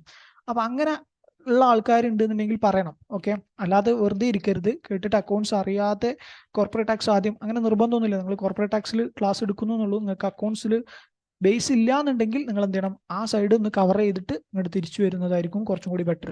അല്ലാന്നുണ്ടെങ്കിൽ നിങ്ങൾ എന്ത് ചെയ്യണം, ഒരുവിധം ഐഡിയ ഒക്കെ ഉണ്ട്, ഒരു ബിഗിനർ ലെവലിൽ പരിപാടിയൊക്കെ അറിയാം, കുറച്ച് എന്തെങ്കിലും അറിയാത്ത ഡൗട്ട് ആണെന്നുണ്ടെങ്കിൽ ആ ഡൗട്ട് ക്ലിയർ ചെയ്തിട്ട് എന്ത് ചെയ്താൽ മതി, ഇതെന്നെ ഫോളോ ചെയ്ത് അങ്ങനെ പോയാൽ മതി. ഓക്കെ, അപ്പോൾ തീരെ അറിയാത്തവരാണ്, പുള്ളിക്ക് തീരെ അറിയില്ല എന്ന് പറഞ്ഞത്. തീരെ അറിയില്ല എന്ന് പറഞ്ഞാൽ പുള്ളി അക്കൗണ്ടിങ് ഫീൽഡിലുള്ള ആളേ അല്ല, ഒന്നും അറിയാത്ത ആളാണ്, കംപ്ലീറ്റ്ലി വേറെ ഫീൽഡിൽ നിന്ന് ഈ ഫീൽഡിലേക്ക് വന്ന് പഠിക്കുകയാണ്. അപ്പോൾ പുള്ളിക്ക് നമ്മൾ കഴിഞ്ഞ സക്കാത്തിന്റെ ഡിസ്കഷനിലൊക്കെ പറഞ്ഞ പുള്ളി സ്റ്റിൽ സക്കാത്ത് എന്താ പരിപാടിയൊക്കെ മനസ്സിലാക്കണം. പുള്ളി പറഞ്ഞതെന്ന് വെച്ചാൽ കുറേ കാര്യങ്ങൾ ഞാൻ ഇതുവരെ ക്ലാസ് കേട്ടത് വെച്ചിട്ട് എനിക്ക് കുറേ കാര്യങ്ങളൊക്കെ അറിയാം, വർക്ക് ചെയ്തത് വെച്ച് അറിയാം, സാധനമൊക്കെ മനസ്സിലാക്കണം. ബട്ട് സ്റ്റിൽ പല കാര്യങ്ങളും, അപ്പോൾ ഞാൻ തന്നെ പറഞ്ഞത് എന്ത്, ഈ സക്കാത്തിൽ അങ്ങനെയായിരുന്നു എന്നുണ്ടെങ്കിൽ കോർപ്പറേറ്റ് ടാക്സ് എത്തുമ്പോൾ നിങ്ങൾക്ക് കുറച്ചും കൂടി ഡിഫിക്കൽട്ട് ആകും. കാരണം കോർപ്പറേറ്റ് ടാക്സിൽ കുറേ അക്കൗണ്ടിങ് റിലേറ്റഡ് കാര്യങ്ങൾ വരും. അപ്പോൾ അതുകൊണ്ട് പുള്ളി എന്ത് ചെയ്തു, ആ ഒരു റൂട്ടിലേക്ക് പോയത്. അപ്പോൾ നിങ്ങൾക്ക് അങ്ങനെ ഒരു ഇഷ്യൂ ഉണ്ട് എന്നുണ്ടെങ്കിൽ അത് നിങ്ങൾ പറയണം. അക്കൗണ്ട്സ് കുറച്ചധികം ഒരു ടച്ച്, കാരണം നാളെ പറയാൻ പോകുന്ന പോയിന്റിലും കുറേ സാധനങ്ങൾ അക്കൗണ്ടിങ് ആണ്. ഞാൻ പറഞ്ഞില്ലേ, ഡിപ്രീസിയേഷൻ ഒക്കെ പറയുമ്പോൾ ഡിപ്രീസിയേഷൻ എന്താണെന്ന് അറിയണമല്ലോ. ഞാൻ ജസ്റ്റ് ഒന്ന് പറയുള്ളൂ ഈ ക്ലാസ്സിൽ. ഡീപ്പായിട്ട് ഡിപ്രീസിയേഷനും കാര്യങ്ങളൊക്കെ നമ്മൾ അക്കൗണ്ടിങ് ക്ലാസ്സിലാണ് പറയാം. ഓക്കെ, അക്കൗണ്ട്സിന്റെ പോയിന്റ് എടുക്കുന്ന സമയത്താണ് പറയാം. അപ്പോൾ ആ ഒരു സൈഡ് നിങ്ങളൊരു പൊടിക്ക് ഐഡിയ ഉണ്ട് എന്നുണ്ടെങ്കിൽ പറയാം, ഐഡിയ ഇല്ല എന്നുണ്ടെങ്കിൽ നിങ്ങൾ എന്ത് ചെയ്യുക, കമ്മ്യൂണിക്കേറ്റ് ചെയ്യാം. ഓക്കെ, സോ നമ്മൾ ഇന്നത്തെ എൻഡ് ചെയ്യാം. ഇന്ന് നമ്മൾ ജസ്റ്റ് ഒരു ബേസിക് കാര്യങ്ങളിലേക്ക് എത്തിയിട്ടുള്ളൂ. ഇനി നമ്മൾ ഇതിമ വേണം എന്ത് ചെയ്യാൻ, ബാക്കി കാര്യങ്ങളൊക്കെ താജ്മഹൽ ഉണ്ടാക്കാൻ. ഇനിയാണ് നമ്മൾ ശരിക്കും താജ്മഹൽ ഉണ്ടാക്കാൻ പോകുന്നത്. നാളെയാണ് നമുക്ക് കുറേ കാര്യങ്ങൾ പഠിക്കാനുള്ളത്. ഒരു പ്രോഫിറ്റ് ആൻഡ് ലോസ് അക്കൗണ്ട് കിട്ടിക്കഴിഞ്ഞാൽ അതിന് ഏതൊക്കെ എക്സ്പെൻസ് കൂട്ടണം, ഏതൊക്കെ എക്സ്പെൻസ് ഒഴിവാക്കണം, അതാണ് ഏറ്റവും ക്രൂഷ്യൽ പോയിന്റ്. അപ്പോൾ അത് നാളെയും അതിൻ്റെ പിറ്റത്തെ ദിവസത്തെ ക്ലാസ്സിലൊക്കെ ആയിട്ട് 2 ദിവസത്തെ ക്ലാസ്സിലായിട്ട് നമുക്ക് തീർക്കാൻ പറ്റുള്ളൂ. അപ്പോൾ അതാണ് ഇനി വരാൻ പോകുന്നത്. ഓക്കെ, അപ്പോൾ അതിലേക്ക് റെഡി ആവുക. എന്തെങ്കിലും സംശയങ്ങളോ കാര്യങ്ങളൊക്കെ ഉണ്ടെങ്കിൽ ചോദിക്കുക. പിന്നെ ഒരാൾ മൻസൂർ നമുക്ക് ഇത് തന്നിട്ടുണ്ട്. അപ്പോൾ ഇത് തന്നത് വെച്ചിട്ട് നമുക്ക് എന്ത് ചെയ്യാം, ഒരു ദിവസം നമുക്ക് ഏകദേശം എല്ലാം കഴിഞ്ഞതിന് ശേഷം നമുക്ക് എന്ത് ചെയ്യാം, ഈ ഒരു ട്രയൽ ബാലൻസ് വെച്ചിട്ട് എങ്ങനെയാണ്, അപ്പോൾ ഇത് പുള്ളിയുടെ കമ്പനീൻ്റെ തന്നെ ട്രയൽ ബാലൻസ് ആണ്. അപ്പോൾ ആ ട്രയൽ ബാലൻസ് വെച്ചിട്ട് നമുക്ക് എന്ത് ചെയ്യാം, ഒരു കോർപ്പറേറ്റ് ടാക്സ് എങ്ങനെയാണ് വർക്കിങ്സ് നോക്കാം. ഇതിൽ ഞാൻ നോക്കിയ സമയത്ത് നല്ല കുറേ എക്സ്പെൻസുകളുണ്ട്. നമുക്ക് കുറക്കാനും കൂട്ടാനൊക്കെ പറ്റിയ നല്ല കുറേ അഡ്ജസ്റ്റ്മെന്റ്സ് ഉള്ള എക്സ്പെൻസ് ഉണ്ട്. അപ്പോൾ നമുക്ക് അത് വെച്ചിട്ട് തന്നെ യൂസ്ഡ് റെന്റൽ അസറ്റ് ഒക്കെ ഉണ്ട്.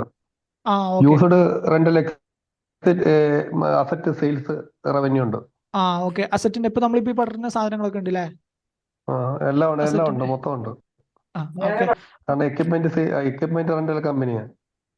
ഓക്കെ, അപ്പൊ നമുക്ക് അത് വെച്ചിട്ട് തന്നെ ഒരു വർക്കിങ്സും ചെയ്യാം, അല്ലാതെ നമ്മളെ ക്വസ്റ്റ്യനും വർക്കിങ്സ് ചെയ്യാം. അപ്പൊ നമുക്ക് കുറച്ചും കൂടിയൊക്കെ കുറെ കാര്യങ്ങൾ മനസ്സിലാവും. ഓക്കെ, അപ്പോ വേറെ എന്തെങ്കിലും ഡൗട്ടോ കാര്യങ്ങളോ ഉണ്ടോ? ഇന്ന് എടുത്തിൽ എന്തെങ്കിലും മനസ്സിലാകത്തുണ്ടോ? മനസ്സിലാവാത്തല്ല, ഒന്നുണ്ടായിരുന്നു ചോദിക്കാൻ. ഈ സെയിൽ ബിസിനസ്, അതായത് അസറ്റ് ബിസിനസ് റിലേറ്റഡ് ആണോ അതോ പേഴ്സണൽ റിലേറ്റഡ് ആണോ? ഇപ്പോൾ അതായത് കമ്പനിയുടെ പേരിൽ ആണ് ഈ അസറ്റ് ആണെങ്കിൽ, അതായത് വെഹിക്കിൾസ് പോലുള്ളതൊക്കെ കമ്പനിയുടെ പേരിലാണ് ഉള്ളതെങ്കിൽ അതായിരിക്കും ബിസിനസ് റിലേറ്റഡ് അല്ലേ?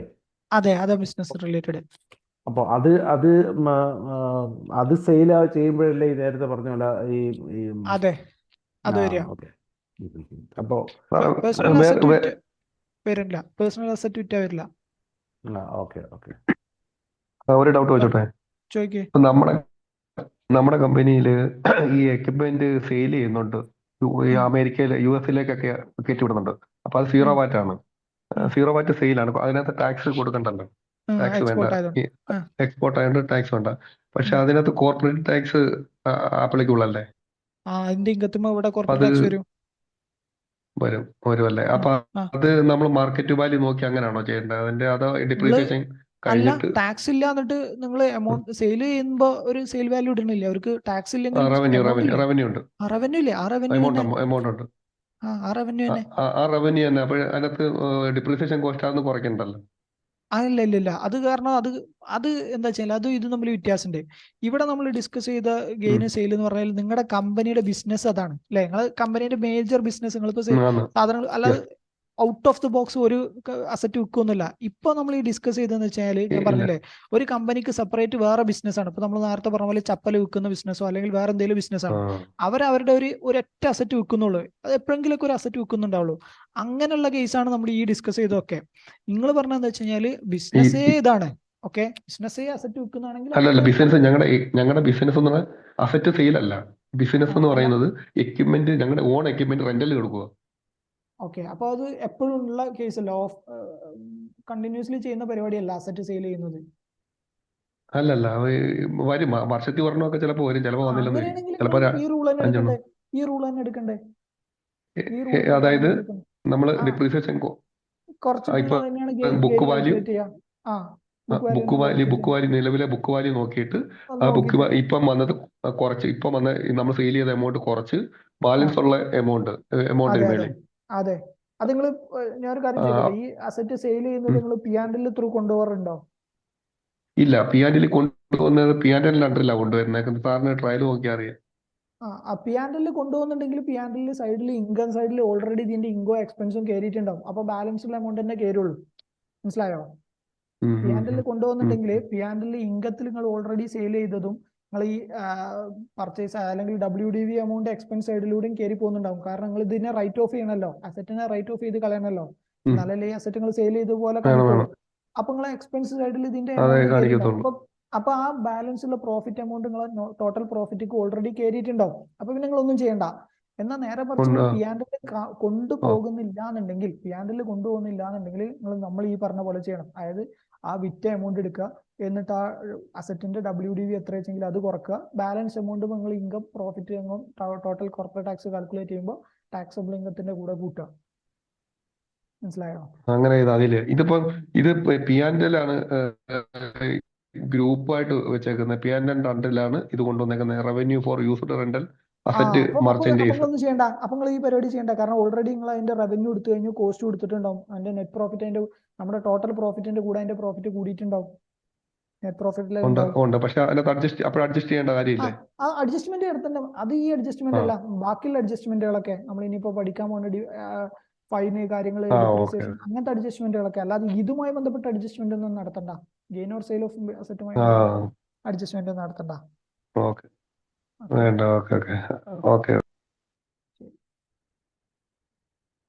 ഓ എല്ലാരും ഓക്കെ. ഇറങ്ങാം. ക്ലാസ് നമ്മൾ ഡൗട്ട് ക്ലിയർ ചെയ്തു. ഓക്കെ. So thank you. നാളെ കാണാം.